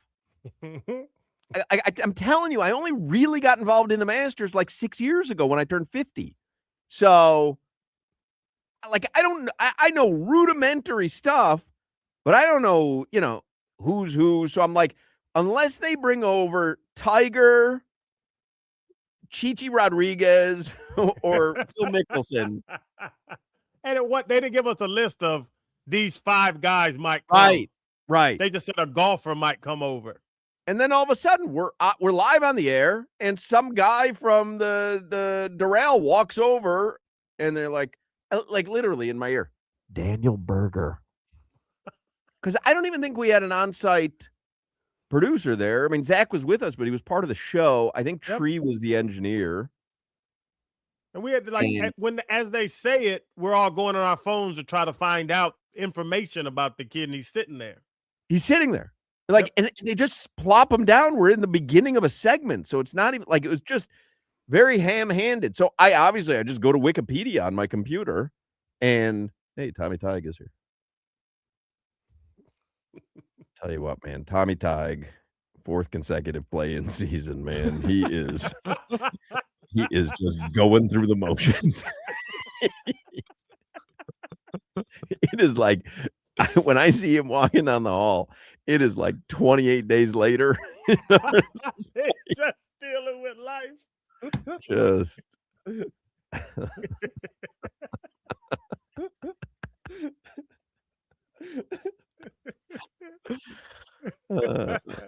Anyway, Daniel Berger sits down next to us, and this is 2015 because the cups that John Roof sent us were 2016. That was Daniel Berger's best Masters performance. So he sits down. I don't know anything about him, as evidenced by my line of questioning, which I'm just reading his Wikipedia, and here's how it sounded. Going on. Daniel Berger, professional golfer, local guy. How's the course playing today, as a matter of fact?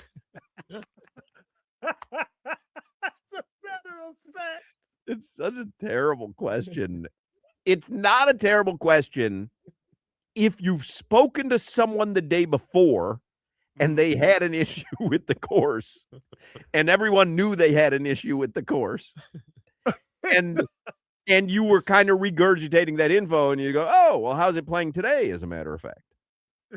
But to never have spoken with him before in his life, and it was a beautiful day. There was going to be there was no problem with the course, and it's such a hackneyed golf question to make it sound like I know what I'm talking about with golf. How's the course playing? What could he possibly have said where I would have reacted? Oh, it's playing a little slow today. Oh, is it? Yeah. It's not from the rough. As a matter of fact, set me over. But my intro to him, you could tell I'm literally reading Wikipedia. Professional golfer, duh. Local guy. So obviously I must have read lives in Jupiter, Palm Beach Gardens, and I just changed it to local guy. And then I said, how's the course playing, as a matter of fact? Huh? What? How's the course playing is a legit golf question. How's the course playing? Oh, the greens are slow. But it's like a pool table on the green. It's a legit question if you're a golf expert who might be able to add something to the conversation based on, in other words, if we're at Gulfstream and a jockey comes over to talk to us, I'm not going to say, is the track running slow? Just because I know a track could run slow, a track could run fast, because I don't have that authority to have that conversation. I don't know. So, for me it's not like I'm Jim Nantz asking someone it's an awful question. But the way that I'm just reading Wikipedia, play it one more time. Going on. Daniel Berger, professional golfer, local guy. How's the course playing today, as a matter of fact? And I remember in my head, I'm going, I hope he can give 4 minutes of answer to that so that I can come up with the next answer, because I know Crowder's not going to ask anything. I had nothing. Because you know what? I know what you're going to do. You're going to go and do. So when did you get interested in golf? Which is you could do that with any athlete, any actor. it's just so lame. Like it shows you that you don't know anything about them. When did you first get interested in golf? Golf's a very specific sport. Like, what sent you there instead of football, baseball, basketball? That's Who a are good your question. Who are your favorite golfers? Like, just so easy. There we go. Anyway, here is the other golf greatest hits. This is Solana working on the Dono and Frito show. And he's just gotten into radio, and he's got the ability now to do sports updates, and there's a golf update, tournament update, sponsored. And you'd think a young broadcaster would take it seriously. I mean, one day he wants to be doing the Heat pregame. And you'd think that he would prepare for it, but he didn't because he's Solana. What year is this, by the way? Do you know? 2018. So, yeah, and he graduated college when? 16, 17? 16. So he's a young broadcaster. They're like, hey, you can do, was it for the Masters? Or was it U.S. Open? It was one of the majors. Yeah. It might have been U.S. Open. They're like, you can do the updates. Oh, okay.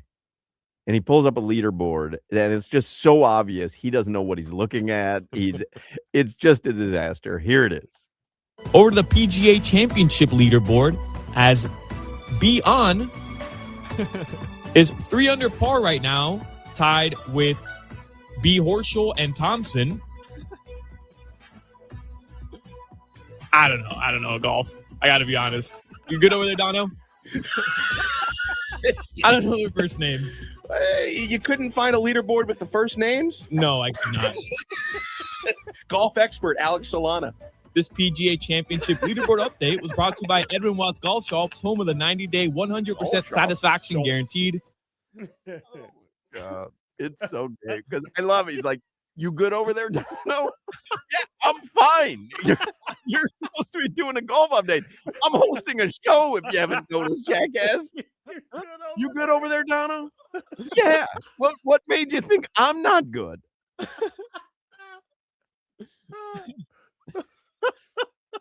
Needed a lifeline. Then you had to Solana tell us, points I don't out- know. Yeah, Solana points out, I don't know anything about golf. Oh, really? Thompson. All right, one more time, and then we won't hear it again until next year. Over to the PGA Championship leaderboard, as B On is 3 under par right now, tied with B Horschel and Thompson. I don't know golf. I got to be honest. You good over there, Dono? I don't know their first names. You couldn't find a leaderboard with the first names? No, I could not. Golf expert Alex Solana. This PGA Championship leaderboard update was brought to you by Edwin Watts Golf Shops, home of the 90-day 100% satisfaction guaranteed. Edwin Watts golf chalks. Oh, that's so funny. It really is. I love that. Dono, okay. Good. Over there, Dono. Dono, looks like you're struggling. Huh? It looks like I'm struggling. B Horschel Thompson. You sound like you're Trump doing that TV test. TV book shark.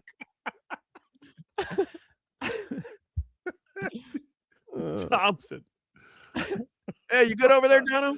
What the hell did I do? Oh, boy. That's great. I am never walking by you when the bus is coming because that was bad. You good over there, Dono? Dismissing Dono. You should do that to Tommy Tighe tonight. And just mess up every Raptor name and then just go, you good over there, Tommy?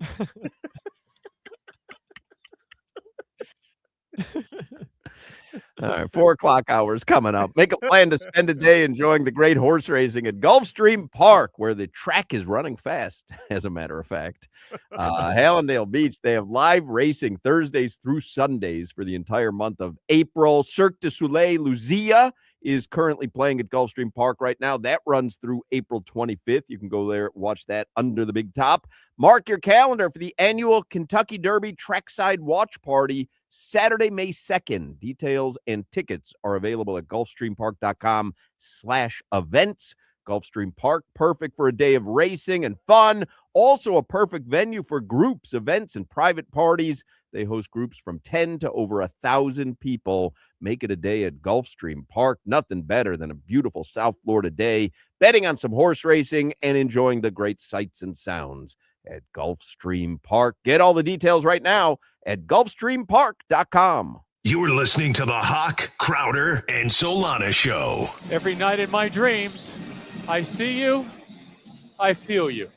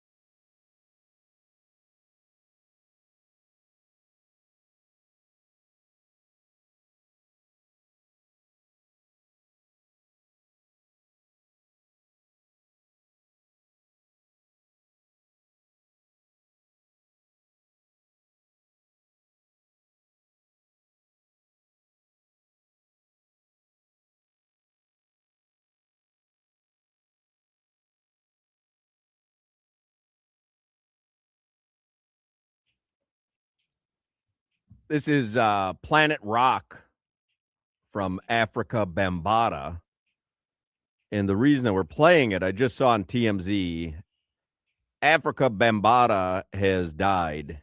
He was 67 years old, but this is a legendary banger. He was a legendary hip-hop star and DJ. I don't know if Crowder can hear the music or not. Solana was telling me that he can't, but this is Africa Bambaataa. Passed away today at the age of 67. Africa Bambaataa, absolute hip-hop legend, but Planet Rock is probably his biggest track. I know this one. I can't hear it, but I do know that song. I know African Bambaataa. Been sampled a million times. And I don't know Timex Willie, whatever y'all was just talking about. Timex Social Club, man. Somebody DM me. They're like, take Crowder's black card if he doesn't know Timex Social Club. I'm telling you, I just got the DM. From who? White guy? I don't know. I don't see color. Timex Social Club. If you look at it, it's literally an R&B group. You're wrong on Timex Social Club. Like, I'm telling you. Let me see. You're wrong on Timex Social Club. I think everybody knows that song, by the way, Hawk. Africa Bambaataa, Planet Rock. Like, that's ubiquitous in every club. Like, you may not know it's Africa Bambaataa, but you know Planet Rock. It's in a lot of video games, too. So, like, that's how I became familiarized with it. 2K7 or maybe 2K9 had that song, and then you just download it because how could you not love that song? Made it my MySpace profile song for a couple months. Did you lay a track over it out of your rap book? Has a good freestyle beat to it. Yeah, sure. Welcome to my MySpace. This is for everyone's place. Spitting bars. Straight filth. And give you the stock market report that's sponsored by Anajar and Levine, accident attorneys. Call 1-800-747-FREE, 1-800-747-3733. What if I told you Wall Street put together 2 winning days in a row? Would you believe me? Yes. Well, they did. You are correct. Hey, Wall Street and the Marlins both have 2-day winning streaks. Dow Jones up 275 points.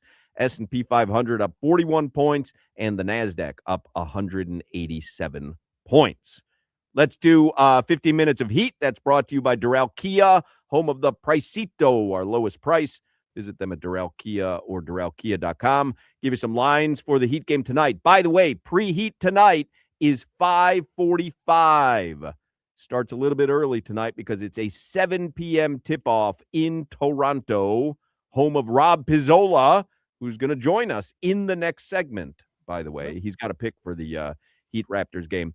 Raptors 3.5-point favorites right now over the Heat. Would you like to guess over-under for Bam Adebayo? Oh, he scored, what, 4 the other night? No, I think it was like 7. 4? Come on, bro. 7. So it probably brought it down to high teens, 18.5. Solana? 16.5. 20.5. Did not touch the line. Man.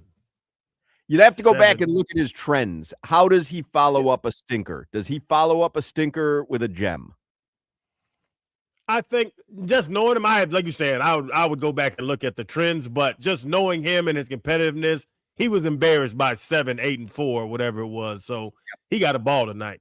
Well, especially when he's the guy who says, I'm sick of the bleeping play-in tournament and whatever, then you can't go out when everything's on the line and put up a triple single. Man, you going to go give him 7 tonight? Yeah, I'm going to give him 7.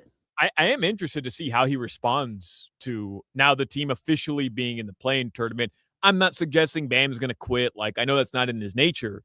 But I don't know. Like, I'm just interested to see how this team responds. Well, you don't want to limp into the play-in tournament. Essentially, you've limped into it by the entire season. But you know, I mean, what do they have? 3 games left? 3 games left. You don't want to limp into it. You'd like to have something going. Yeah, and I saw somebody put something about Atlanta Hawks, like what they've done since Trae Young's been gone. Like, I saw someone tweet, like, what on earth was Trae Young doing to that team? They're a different team, Yeah. 1,000 times better.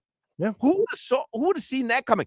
Actually, that's probably a good little lesson for the Heat, because if you're a Hawks fan or Hawks management or whatever, you probably go, yeah, but you can't get rid of Trae Young, can't get rid of Trae, like we do with certain players. I'm not suggesting Bam. I'm saying like certain players we go, yeah, but you got to pair him with Trae, or you got to keep Trae. They're 1,000 times better without him. Mm-hmm. Something he does. Is it ball hogging? Is it taking up all the shots? It had to be something. Like you're saying, I don't know the variable, but there was a variable with Trae that made them a worse team with his talent on that team. Yeah, I mean, he has a high usage, and now they're not playing that way. They play through Jalen Johnson. They have another young, guy who's gonna be a legit star in this league. He's elevated his game, and he has more touches now because somebody who needed the ball in his hands to make plays no longer has it. So, yeah, I mean, that was huge. Also, Trae's fallen off over the past couple of years. Like, he just has. They were a lot better when he didn't play this year because of injury than when he played, Trae Young. So that was a no-brainer in Atlanta. Like, it was just time to move on from him. Somebody puts on the chat, Hoch, I've been killing it on the over on Davion Mitchell. Would you like to guess the over-under for Davion tonight? Maybe I'll tail this guy. 9.5? Solana? Yeah, 9 or 10.5. 8.5. He had 9 points in the first quarter the other day. 9 points. Didn't score again the rest of the game. How about Is it fun to bet over under 8.5? yeah, because because you feel like they can. You feel like she comes in and shoots a couple of threes or something. Like you're so close. How many minutes does he get in a game? Davion? Yeah, Hey, he's a starter, play starter minutes, 28 to 32, pretty much every single night. Tyler Hero? Yeah, 20.5. 21.5? 19.5. Andrew Wiggins?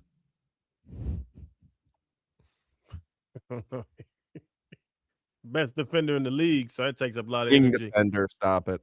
Yeah, 13.5. You nailed it. 13.5. Over. Do you regret the day you called him the best wing defender in the league? No, because I never called him the best wing defender in the league. I feel like you did. All I said was a great two-way player. No, I didn't come up with wing defender on my own. That's a term I would never use. He is a wing Who defender. were they playing that you said would have been I different? did it. Go back and listen to that segment. Here's what happened. You think I said he's a great wing defender? I'm not saying it. You said it. I called him a great wing defender. The best wing defender in the league. I didn't call him the. See, what I think you did. What happens on this show when we're talking Heat is I have a very rational take, and you guys A take rational take that the Luka 60-point game would have been completely different if the best wing defender in the That's NBA what it was. Wiggins was up there. Yeah, Luka got 60 because Wiggins wasn't playing. Huh? That was your coaching take? Yes. And I didn't say That Andrew Wiggins is a Luka killer. But why can't it be that? Because he's not. He's played against him for his entire career. He's never shut him down. Why can't it be that Luka Doncic doesn't get 60 if Andrew Wiggins is defending him rather than somebody guy else? in the NBA who can shut down Luka is Andrew not Wiggins. shut down. Laying in wait for 10 years before he really shows you he can shut him down. It's not shut down. It's just not let score 60. I'm not Hey, saying Spo, it's Luka give me the Luka. Give me the Luka, Spo. He's laying in wait. He finally gets the message from his agent tonight. Shut him down. Bro, Riggs is one of the best two-way players in the NBA. Like, what are we doing here? Working hard.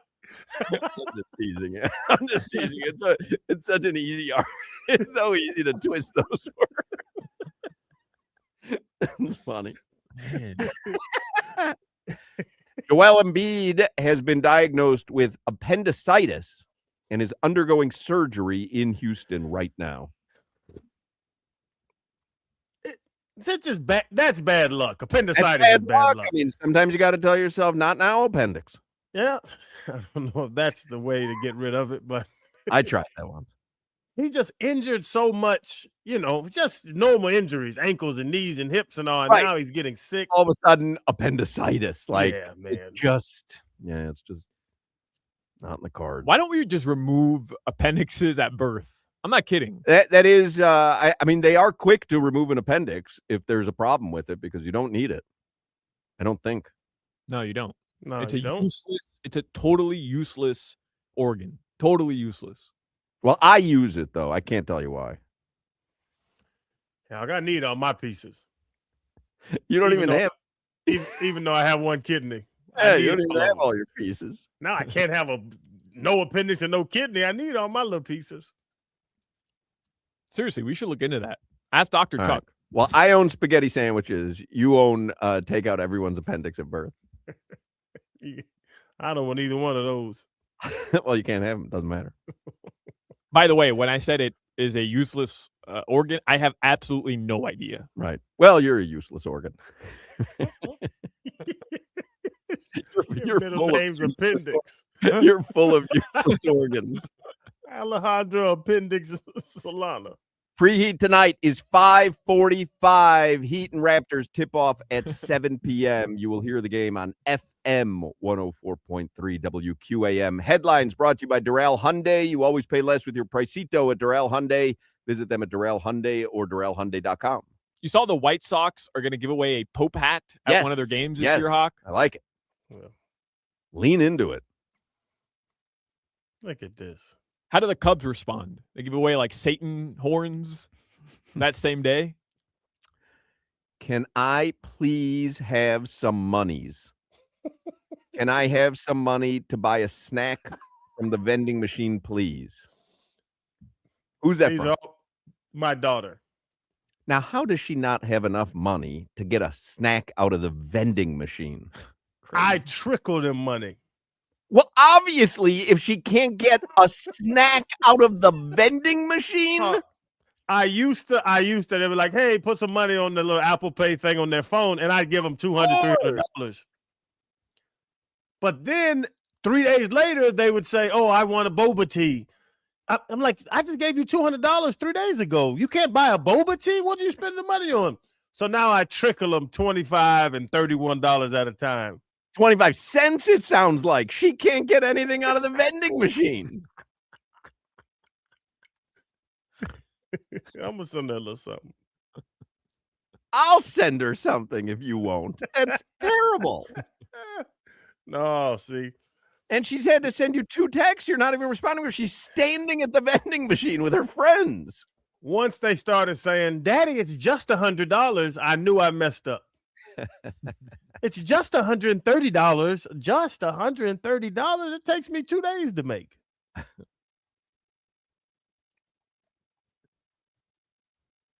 It's been 2 days now, and I just wonder if we'd like to address the Vrabel Rossini situation. It seems like everybody else is.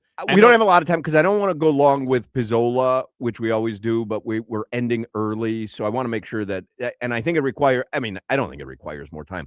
My gut instinct is this is overblown because he said and she said they were with a group of people. You could take any photo. There's photos where somebody's touching arms. I'm not saying I know definitively if they're cheating or not. I have a tough time believing that in a public setting, when you're 2 high-profile people, you'd be making out at the hotel pool. Like, it just doesn't add up to me. My take quickly, it looks terrible. I don't know what they're doing. Nobody holds hands with their fingers entwined because we never done that, Hawk, and I've worked with you for over a decade. I bet there's a picture of us doing that. Holding hands, fingers entwined. Yep. I have 4 private parts that I care about in the world. Asia and my 3 kids. I don't care what anybody else does. I don't know why everybody cares what Vrabel and Rossini are doing. Well, I don't know why they're concerned. That too. But I do think, like our boss, Claudia, I've held her hand for a second before in the hallway. I've hugged her for a second before. I just think that you could take a picture in numerous situations where, and then you create a narrative around it. I just think it would be such a lack of judgment from 2 people who know they're high profile. Very smart people. Yeah, to be that blatant about something that you would want to hide. Not that I've been in that situation before, but there's ways to go about this that don't involve the hotel pool. If anybody has me and you intertwined fingers, please send it to the text line. I bet Wilson does, our Photoshop guy. We know you and Saban don't, Hawk. We just got one finger. How dare you? 3 fingers. The only thing I'll say, because I feel the exact same way, Hawk, like, especially Diana Rossini has so much to lose being caught in this sort of predicament. I mean, literally her entire livelihood. Well, I don't know about that. I mean, you know that these people can consort with each other. Yeah. No, Like, you but can't, like, Jay she's- Glazer has clients who play in the NFL. So I don't understand this notion that, oh, it's raining now. I don't understand this notion that Diana Rossini can't have any contact because she's an NFL insider and she's an NFL pundit. It's not can't have any contact, but she can't be sleeping around. Like, and I'm not suggesting she is, by the way. I want to be clear. That's fine. She can't be sleeping around for info. Correct. That's a horrible look. And for female Correct, but journalists does incredible damage. But to me, to that image. what a leap that is to see a picture of 2 people at a swimming pool together and say she's sleeping with them for info. Like, that to me is a crazy leap. It's not for info. You just said it. I'm just suggesting that that's how the court of public opinion. But will I'm view saying it. that, right? I'm saying And- that's crazy. And That's crazy because also, if she is sleeping with them, I'm guessing it's because they found each other attractive and they hit it off in some way. I don't think it was specifically because she wanted to get info and doesn't feel anything for him, but I don't give a bleep. That's my point. I don't care who anybody bumps uglies with. And we don't know Vrabel's situation in his relationship or Rossini's situation. They both have a spouse. I don't know where they are in that level. That's why, back to my point, I don't care who anybody holds hand with or anybody has sex with. I have no concern. If it's not my wife or 3 kids, I don't need to know about it. I don't care. Mike Vrabel could have sex with everybody. I don't care. I'm not telling you I care. Oh, I think you do. Yeah. Oh, she's ruining her career. She's messing it up for all female reporters ever. I'm not telling you that I think that way, but to go through social media. This guy hates Diana Rossini and loves Andrew Wiggins. And what's going Solana. on here? Solana, go through social media. Well, Bunch Crowder, of dumb people. Commenters, you want me to put commenters on the top list of what's important with a situation. Commenters, why are you commenting? Because you have nothing to do. no, but that's where her livelihood is. Her entire job is putting out information for people on social media to believe her and consume. That's what she does. And I'm not telling you that I'm going to feel a certain Breaking way. news. Breaking news. Breaking news. I mean, it was so quick. I thought you were just going to come out with it. Oh, well, I mean, breaking news is quick. That's the definition of breaking news. I sounded like Trump there, didn't I? Breaking news. There's news and it's breaking. Why don't you use the talkback feature so I could Marlins are calling up Davison De Los Santos. You know something, huh? I just saw it on Twitter from some guy. I don't even know if he's legit or not. You're They're bringing up Davison De Los Santos. Who called it? Who knows? Who knows? I you're know. basically a scout. I am. You want me to sing your praises. I'm like Mel Kiper. If I tell the teams around the league, I'll make you money. I get on here, I talk about how good you are. Clayton McCullough couldn't ignore me any longer. Is it Mervis in Alabama somewhere? Well, he's nowhere right now.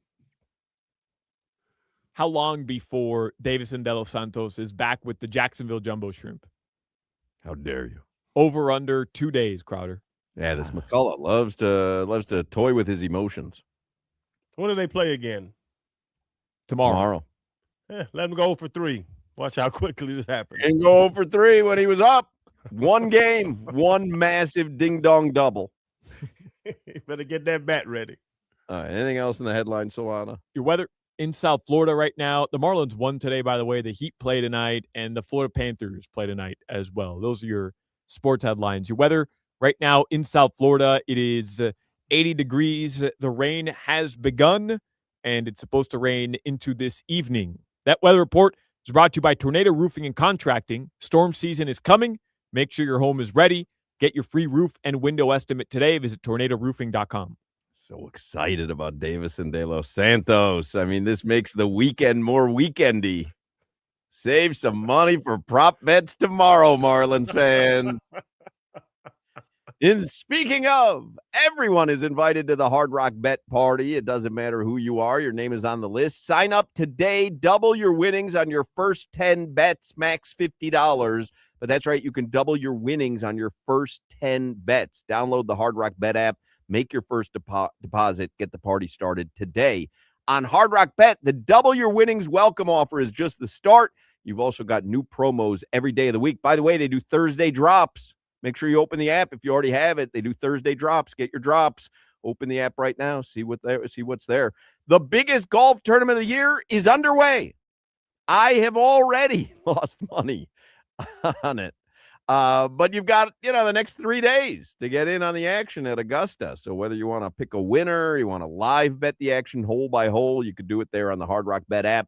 Also, the 327 fights go down in Miami this Saturday with 2 title fights ready to headline an epic night. Step into the cage, make your picks hit harder with boosted odds on Hard Rock Bet. Download the Hard Rock Bet app today. There is so much going on. It's offered by the Seminole Tribe of Florida. Must be 21 plus and physically present in Florida to wager. Terms and conditions apply. Concerned about your gambling? Call 1-833-PLAY-WISE. You're listening to the Hoch, Crowder, and Solana Show. Somebody has dubbed me on the text machine Bad Bet Bunny.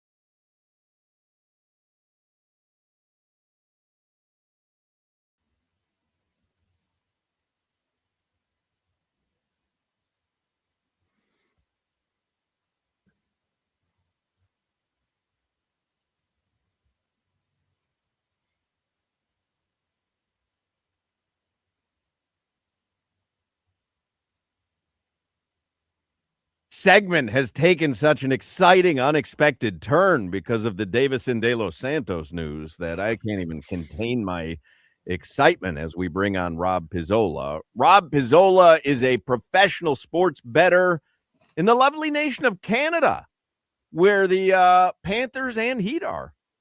They're both in the lovely nation of Canada. He's also the founder of the Hammer Betting Network. You can check them out for coverage of all your pressing off-season football stuff, including free agency and the draft. You can find everything at thehammer.bet. And make sure you follow Rob on Twitter at Rob Pizzola. Hello, Rob. Hello, Mark. What's the early lines on Davison de los Santos ding-dongs tomorrow, Marlins in Detroit? You know, Mark, I'm watching the Masters here in front of me. I see, 66-year-old Fred Couples. He's like 2 under par. I think you're roughly around the same age. And then I'm thinking about you just losing parlays, betting minor league baseball players getting called up. Major League Baseball players, Rob, who were unfairly shadow banned in the minor leagues. True. I mean, it was Mervis last year, I believe. Yeah, that is the guy. I mean, I hope you don't suffer the same fate because that was a bad stretch last year for you. I think you're forgetting the good stretch. There was a good stretch. But Rob, he likes him because he likes how his name is spelled. I don't know if that's great gambling advice. Deyvison, Davison.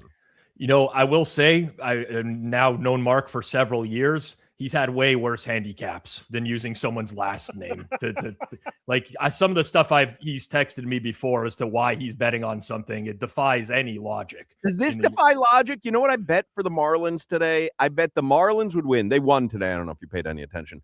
The Marlins won today. Max Meyer was on the mound, the bump, as we like to call it in baseball parlance. I bet I parlayed the Marlins to win with Max Meyer over 1.5 earned runs. That seems incongruous, right? Because I thought he'd give up some runs, but I thought the Marlins would score some runs. He only gave up 1 earned run. It was a loser. Spoiler alert. So you don't have to check my ticket. But was that a silly bet? So everything in betting is relative to the price that you pay for it. What you're talking about is loosely what I would call an inverse correlation. And oftentimes they are actually good bets. Oh. So what often people try to do is they find things that are correlated. They throw them into an SGP, but the books already price that stuff really well. Like if you're going to bet a team over on their team total and then take 3 different players to hit a home run or something like that, you're not going to get paid with the fair prices because there's a lot of correlation there. But sometimes when you find an inverse correlation, you often do get a good price. One of the examples I often use for the NFL is betting a player, any wide receiver, to go over on their receptions, but under on their receiving yards. So a guy like Travis Kelce, for example, whose average depth of target this past year is like 4 or 5 yards, is catching short passes. You bet him to catch a lot of receptions, but under on his total receiving yards. Sometimes you get really good prices. So I don't know what price you got here, Mark, but it's honestly, for you, it's like a 90th percentile idea that you've come up with. I'm a very big inverse corollary gambler, Crowder. I don't know if you don't know what you're talking about. You know, we could have retired if we did Rob's NFL theory there on Jarvis Landry. Do you know how many tickets we would have cashed on receptions over yards under? We'd have Hoch and Crowder Island. We would literally have an island. I mean, if you did it with Malik Washington last year, you would have gotten at least a few games where he racked up 4 or 5 catches for like 15 yards, something like that, because they don't throw downfield very much with Tua. And Rob, what about this though? We talked about it earlier. I took in the Masters, Oberg, McElroy, and Scheffler plus 500, plus 1,100, plus 1,400. My thought was that I put 50 on all of them. It's 150. Any payout is way more than 150. So plus 14, plus 11, and plus 5, I'm going to make more money, but I'm betting 3 out of 90. Mm-hmm. I see the hamster wheel working in your head there, try to justify what was done. The reality is, so I bet a lot of Masters futures for fun as well. This is a really high hold market. meaning that if you convert every probability of someone that you bet, so Scheffler 5-1, that's roughly 20%. If you add up all of those, it'll add up to like 125%. Doesn't add up to 100 because the book is, there's some heavy juice there. So however you want to try to rationalize it, Crowder, the reality is it's probably a bad bet, as are most of the bets that I made. But I'm going to bet on the Masters because I love it and I want to root for someone and I have it on TV up in front of me. I know what you're trying to get at, but once you add all the vig into the equation, there's not really much you're going to do to come up with a good bet on the Masters outright market. I have DeChambeau to win round 1. That one did not go well for me either. Yeah. Thoughts and prayers. But the Hard Rock app was offering a no risk $50. They'll put it right back as a bonus bet if you don't win. So you know what? I'll give you more credit here, Mark. When you get a no risk bet, something like that, you want to use it on a long shot, generally speaking, because if you get, some people will use it on a big favorite, right? They'll go bet like a minus 500 or something like that.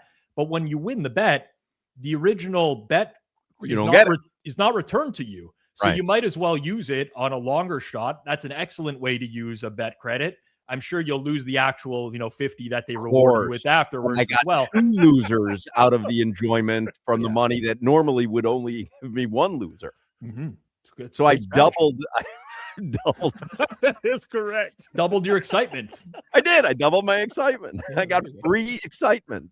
I mean, you can't ask for better than free excitement. You really should have taken that bet credit and put it on the Sabres to win the Eastern Conference, like Solana told us a couple months back. Solana's just lying in wait here. Go ahead, Solana. Crow. Are you buying the Buffalo Sabres yet, Rob? Well, at this point, they're bought. Like, there's no more buying it. They're the best team in the Eastern Conference right now. So it's, you were. I don't know what article you read, Solana, but you read it on the perfect day. You couldn't have timed it up any better than it actually was. Amazing. I don't think they've lost a game since I brought them up on this show, Rob. Very few, for sure. Very few. I asked him the other day, I'm like, well, tell us your favorite Buffalo Sabre, because obviously you're following them hard. Who is it again, Solana? Me?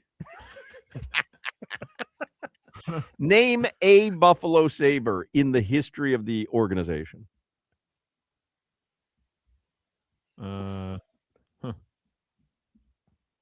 Yeah. I don't know. I don't know if this is a bid or this has to be a bid, correct? That is not a bid. This is not a bid. That is not a bid. Did we ever play for you when he did a sports update when he first got into broadcasting, his golf leaderboard update?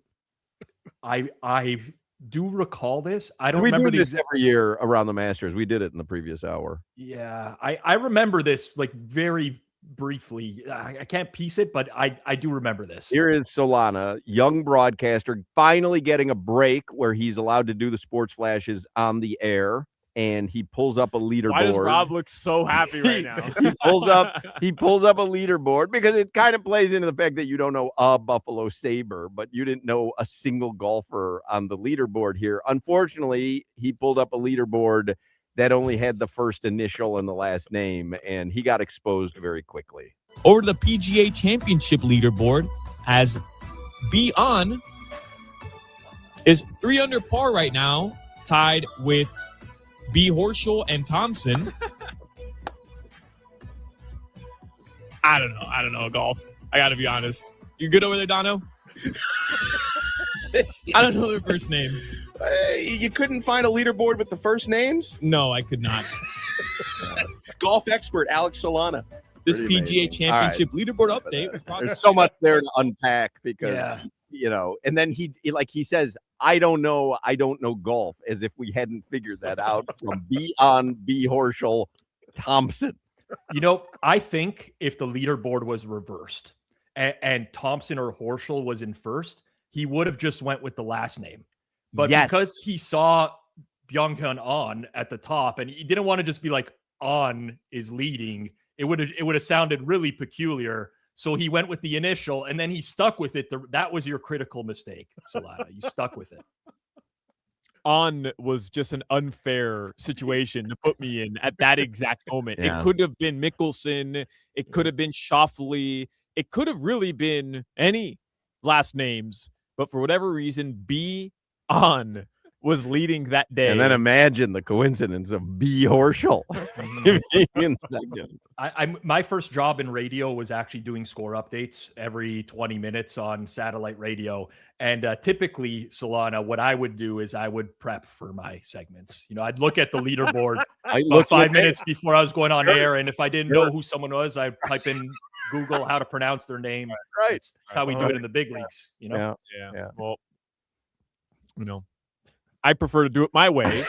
And my way got me on the Buffalo Sabres bandwagon before your way did, Rob. So who's laughing now? You know what? Your way, Solana, is getting you content years and years after the fact. Because Mark has mailed it in at this point. He's really struggling to keep a show going. So he'll bring up that clip. He'll ask me about it next year around Masters time. Have you heard my interview with Daniel Berger?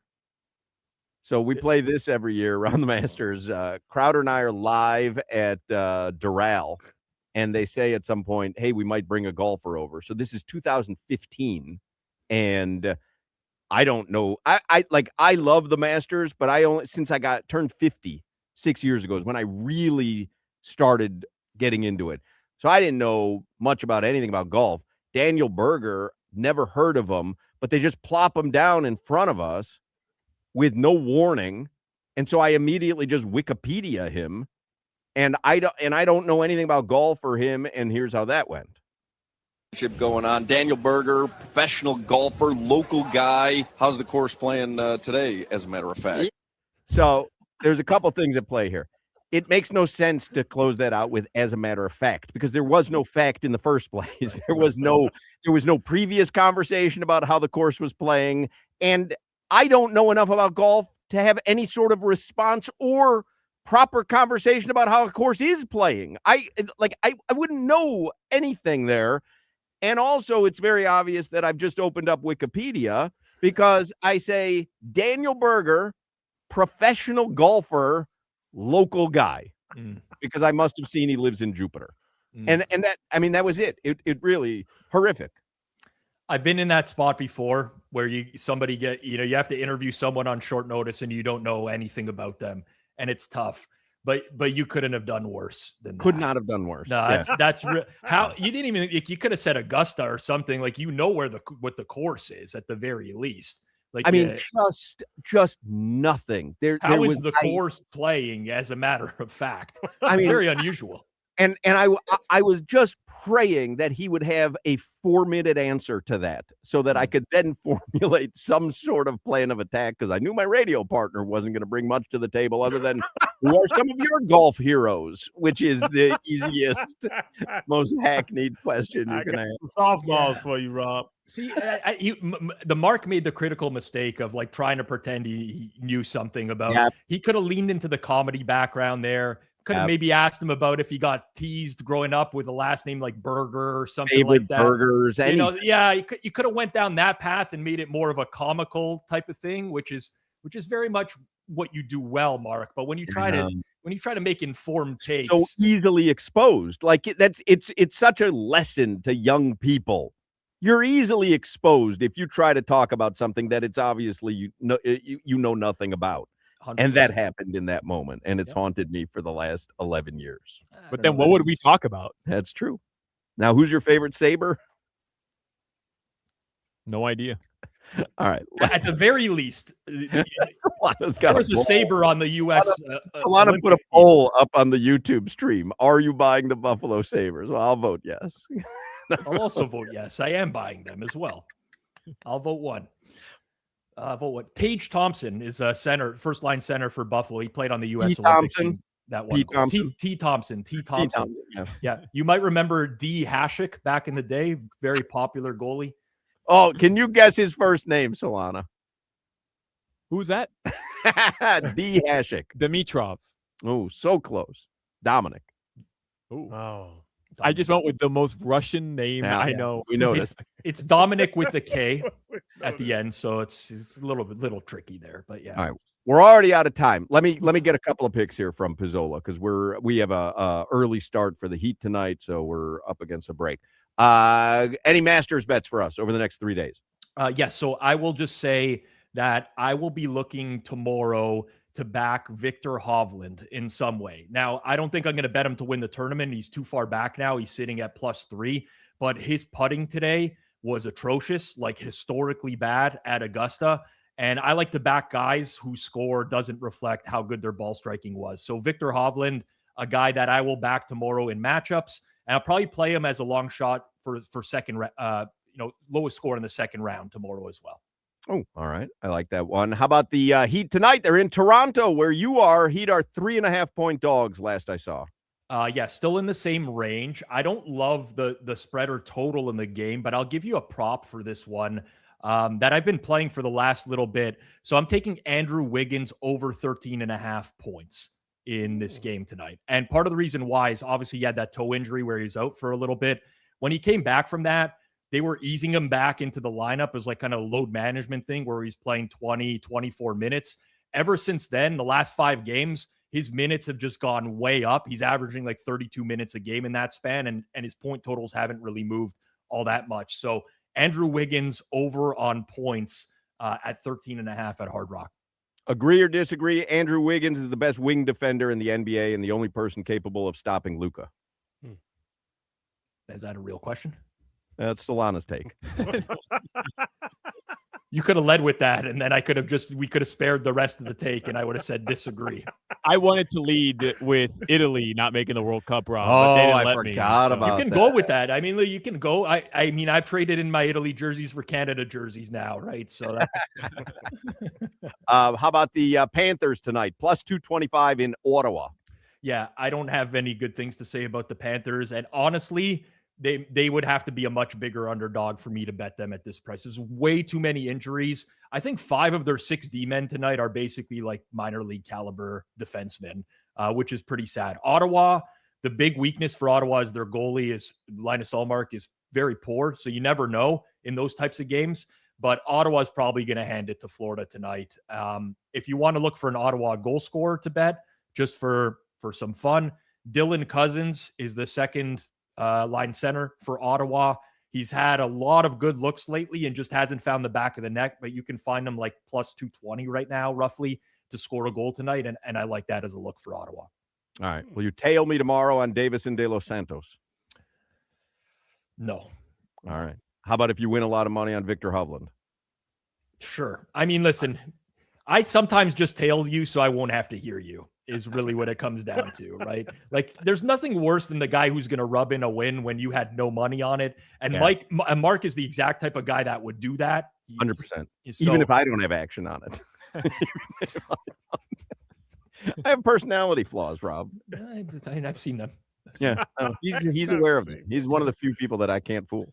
All right, Rob Pizzola. Follow him on Twitter at Rob Pizzola. Make sure you check out the Hammer Betting Network. Just find everything at thehammer.bet. Thank you as always, Rob. Thanks, guys. Good luck with your bets. There you go, Rob Pizzola. 5 o'clock Funky Buddha happy hour is coming up. Low testosterone is a real issue for many men. That can lead to poor sleep and low energy and a reduced sex drive. Makes it difficult to stay in shape. And it's why I talk about Atlantic Men's Clinic. They're the experts in treating low T and other men's sexual health conditions. They have successfully treated many men for low T. And I'm here to tell you, because I'm one of them, you absolutely will notice a difference. If you have an energy problem, you have brain fog, you don't sleep well, maybe you wake up, you feel tired already, I'm telling you, it could be low testosterone. You get it taken care of at Atlantic Men's Clinic. More than just testosterone, Atlantic Men's Clinic can help men lose weight, support metabolism, improve gains in the gym, and more, with 4 targeted body composition plans featuring GH peptides, NAD+, GLP-1, PDA, and more. With the low T treatments combined with the body composition programs, most men notice real improvements. There are 7 locations for Atlantic Men's Clinic in South Florida, so call them to make a consultation. 877-455-7300, 877-455-7300. You can always visit their website for more info. It's atlanticmensclinic.com. Featured therapies are compounded and have not been evaluated nor approved by the FDA. Provider prescription required. See website for details. This is Hoch, Crowder, and Solana. Everything that comes out of my mouth is generally wrong.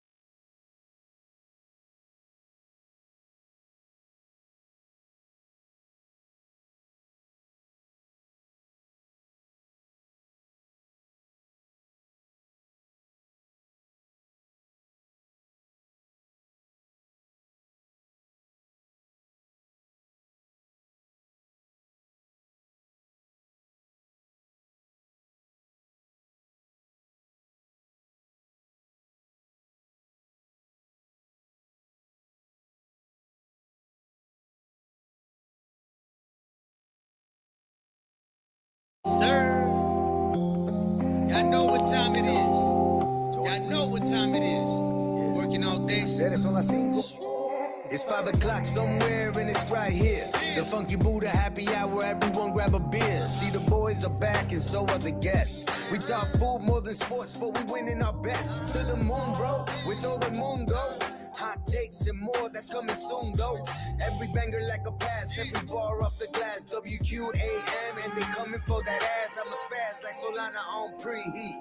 My dog don't care who the kicker is as long as they got 2 feet. Pickle bar champ, and he about to repeat. Don't sleep, y'all, the picture get vivid. Especially with Crowder when he cooking on the pivot. Yo, that boy did it. Played for the Finns, embraced by this city. And then comes the man who's silly but stay litty. Loves avocado toast, and I hope that you ready for Mark Hochman, the big stepper from the Shock, ain't alumni, the big rapper. Gotta dap him up, and like you messing with the neighborhood chick, let's wrap it up. It's 5 o'clock somewhere, and it's right here. Guy. Georgie, 5 o'clock hour is the Funky Buddha Happy Hour, brought to you by our friends at Funky Buddha Brewery. Couple things going on. Funky Buddha this Saturday is their final official Florida Panthers watch party of the season. You can enjoy specials on Gloves Off, which is their red IPA brewed in partnership with the Panthers, and Pregame Pilsner, the newest canned release, available now in the tap room and at select South Florida retailers. And then also, we mentioned it yesterday. We talked about it extensively. They have their spring dinner beer pairing coming up on April 17th. That's a week from this Friday. And executive chef Jeff Vincent has taken over the event space for a 5-course dinner. His beer pairing dinners are unparalleled. Roasted beet and burrata salad, beef tenderloin with port wine demi-glaze, dark chocolate pâte de crème. I still don't know if I'm saying that right or what that is. Delicious. And they're each paired with a specialty brew that you won't find anywhere else. Anybody know what pâte de crème is at this point? Nope. Amazing. Do you know what it is? Off the chain. Tickets are limited. Get your seat today at funkybuddha.com. Funkybuddha.com. And tonight is Thursday. So Thursday, I know they do poker. I think they do 50% wings on Thursdays. Ooh. And you can watch the Panthers game tonight at Funky Buddha. I'm guessing you can watch the Heat game as well. It's a pot of cream. That's what it translates to from French to English. And it's basically like a little chocolate souffle. Oh. Well, why not call it a chocolate souffle? Well, it's not a souffle at all, actually. It's more like cream. It's more like a chocolate cream inside of what would look like a souffle, like the delivery device for the souffle. So it is like a chocolate souffle. Like Except it's like not a pastry with cheese with chocolate inside. No, but it's not a pastry at all. It's just cream. It comes in like a little white jar, like a pot, like a tiny little one. And it's like a chocolate cream inside. Oh, it's almost like a chocolate mousse. Like a chocolate mousse. Yeah. Oh, okay. Yeah. Oh, that looks good. Yeah. But I mean, again, Chef Jeff, like, hey, we got some chocolate pudding for dessert. Why you want Chef Jeff to take down his expertise? Let him cook. Because, like Solana said yesterday, this isn't on the Champs-Élysées. It's in Oakland Park. You let Steph Curry cook. You let Chef Jeff cook. What he does, let him do. Yeah, but Steph Curry calls it a 3. He doesn't give some goofy name when we all know it's a 3. That's a bowl of pudding. Sorry. I'm with you, Jeff. I hate to break it to you. That's some chocolate pudding with some whipped cream on top. I love it. I don't even know if I'm pronouncing it right. Anyway, go to funkybuddha.com. You'll get all the info right there. Let's get headlines because preheat starts tonight at 5:45. So Solana's got some prep to do, and game tips off at 7. So headlines are brought to you by Doral Hyundai. You always pay less with your Pricito at Doral Hyundai. Visit them at Doral Hyundai or DoralHyundai.com. don't really have much prep to do. I mean, the reality is the Miami Heat are a playing tournament team. Yeah. We know that. They could be as high as the 7 seed. That feels unlikely to me, considering the amount of teams that have to lose in front of them. It looks more and more likely like the Miami Heat are either going to host the Charlotte Hornets on Wednesday of next week, or they're going to be on the road Wednesday of next week in Charlotte to play the Hornets. We want to be home. We want to win. I think you want to be home. Says here on Google, by the way, how do you pronounce pots de creme? Pot de creme. Says, okay, first of all, here's how you do not pronounce pots de creme. Pots de creme. Here's how you do pronounce pots de creme. Pot de creme. Told you. Pot de creme. Pot de creme. See, that's another thing. Like, so now I got to do that, Chef Jeff. You know what I mean? Like, so now I've got to do pot de creme. What are you talking about? Who are you talking about it with? You just go and eat. I'm talking about it every day at 5 o'clock. But now I got to, and don't forget, for dessert, they're going to have pot de creme. Who am I? Now I'm Julia Child? You ever see that store? They do a lot of cooking classes there. Sur la table. Yeah. No, I'm sorry, you're laughing, Solana, but like it looks like sur la table. No, no. I know it's a French word. I'm laughing because I believe I have this take, and I just knew how it would play out with the two of you. But I have this take that we should all know French. Like we should be embracing the fact that Chef Jeff is trying to teach us a little bit of something. Americans in general, we should be expanding our horizons. Do you think he's more. trying to teach us something, or do you think Chef Jeff is just being elitist? Is it elitist if you work so hard, go to school to learn things, and now implement them in your everyday life? I think it's just doing what he does. He's exposing you to something that you wouldn't be exposed to walking down Oakland Park Boulevard on a normal Tuesday afternoon. But now I have to say pot de creme. But why wouldn't you? Because I wouldn't.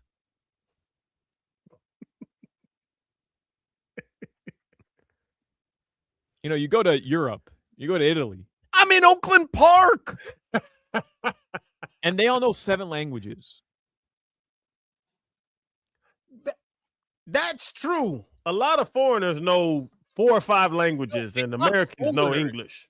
Every country outside of the United States, like, you know multiple languages. It's you're supposed to. It's like, yeah, we're exposed to different What the hell cultures. does this have to do with pot de creme? Huck is going nuts because a chef put pot de creme on a menu. Exactly. Look at the way you just had to say it. Pot de creme. Pot de creme. I mean, that's the way you pronounce it. Yes, I understand that.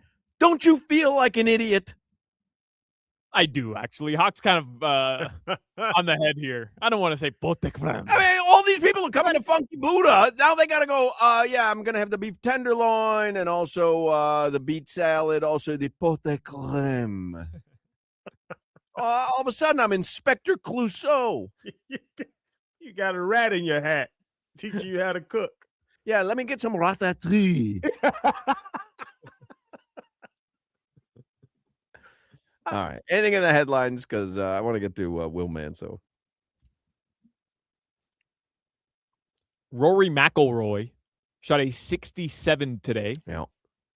Remember, he won the Masters last year. It was his first Masters ever. Yep. Before that, he was a big fat loser.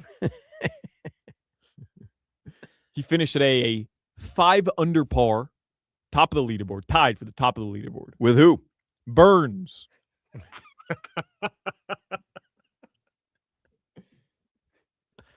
You have any idea? Yeah, that's the guy that owns Burns Steakhouse, right? Up in Atlanta. Not even and well, Tampa. Burns Steakhouse in Tampa. It's not even spelled the same. I was just curious if you learned anything from your previous exploits, because I know that you did this long thing about Rory McIlroy. As you know, he won it last year or whatever. And I know it was because he's looking at the leaderboard and he has no idea that it's Sam Burns. I've given him time to look it up, but so that's why he was vamping about Rory. And, you know, before that, he was a big loser, and he's tied, of course, with Burns. But I can do everybody else. Well, because you've got a leaderboard now. No, I don't. Look, I'm looking right at the TV. I promise. I haven't looked up a leaderboard all day because I genuinely have it here on the TV. Patrick Reed, Justin Day, Justin Rose. Is that right? Yep. Now, Kitayama, you're going to have to help me out a little bit with. Well, that's why I pull up a leaderboard with first and last name. Scotty Scheffler, Brooks Koepka. I know the top guys. Kurt Kitayama. Well, see, I never would have guessed that.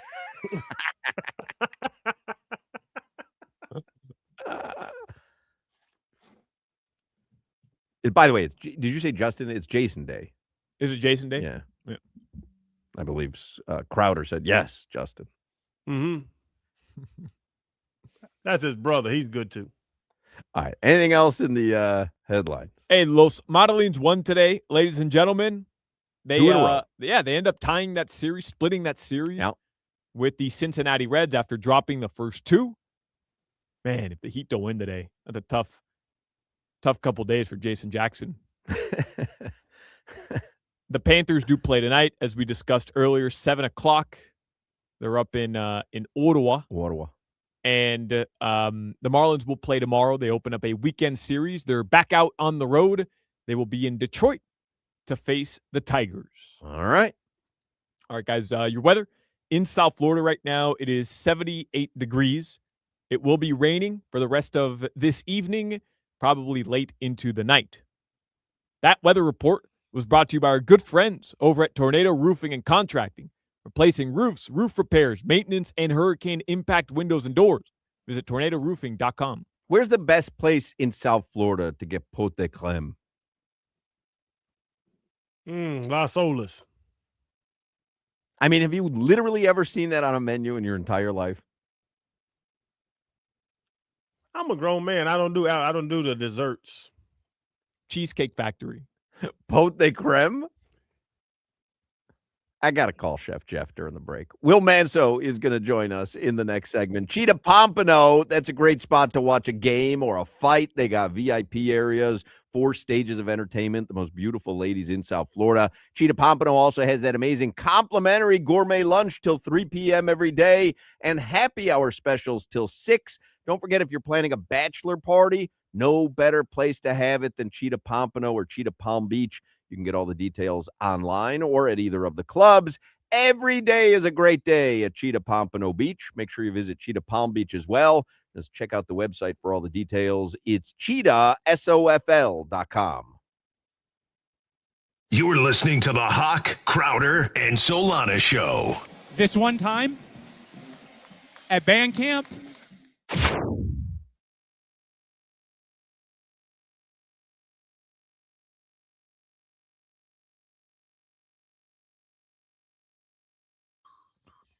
All right, Crowder, you can ride, bro. Later, man. All right, streamers. Everybody have a good day.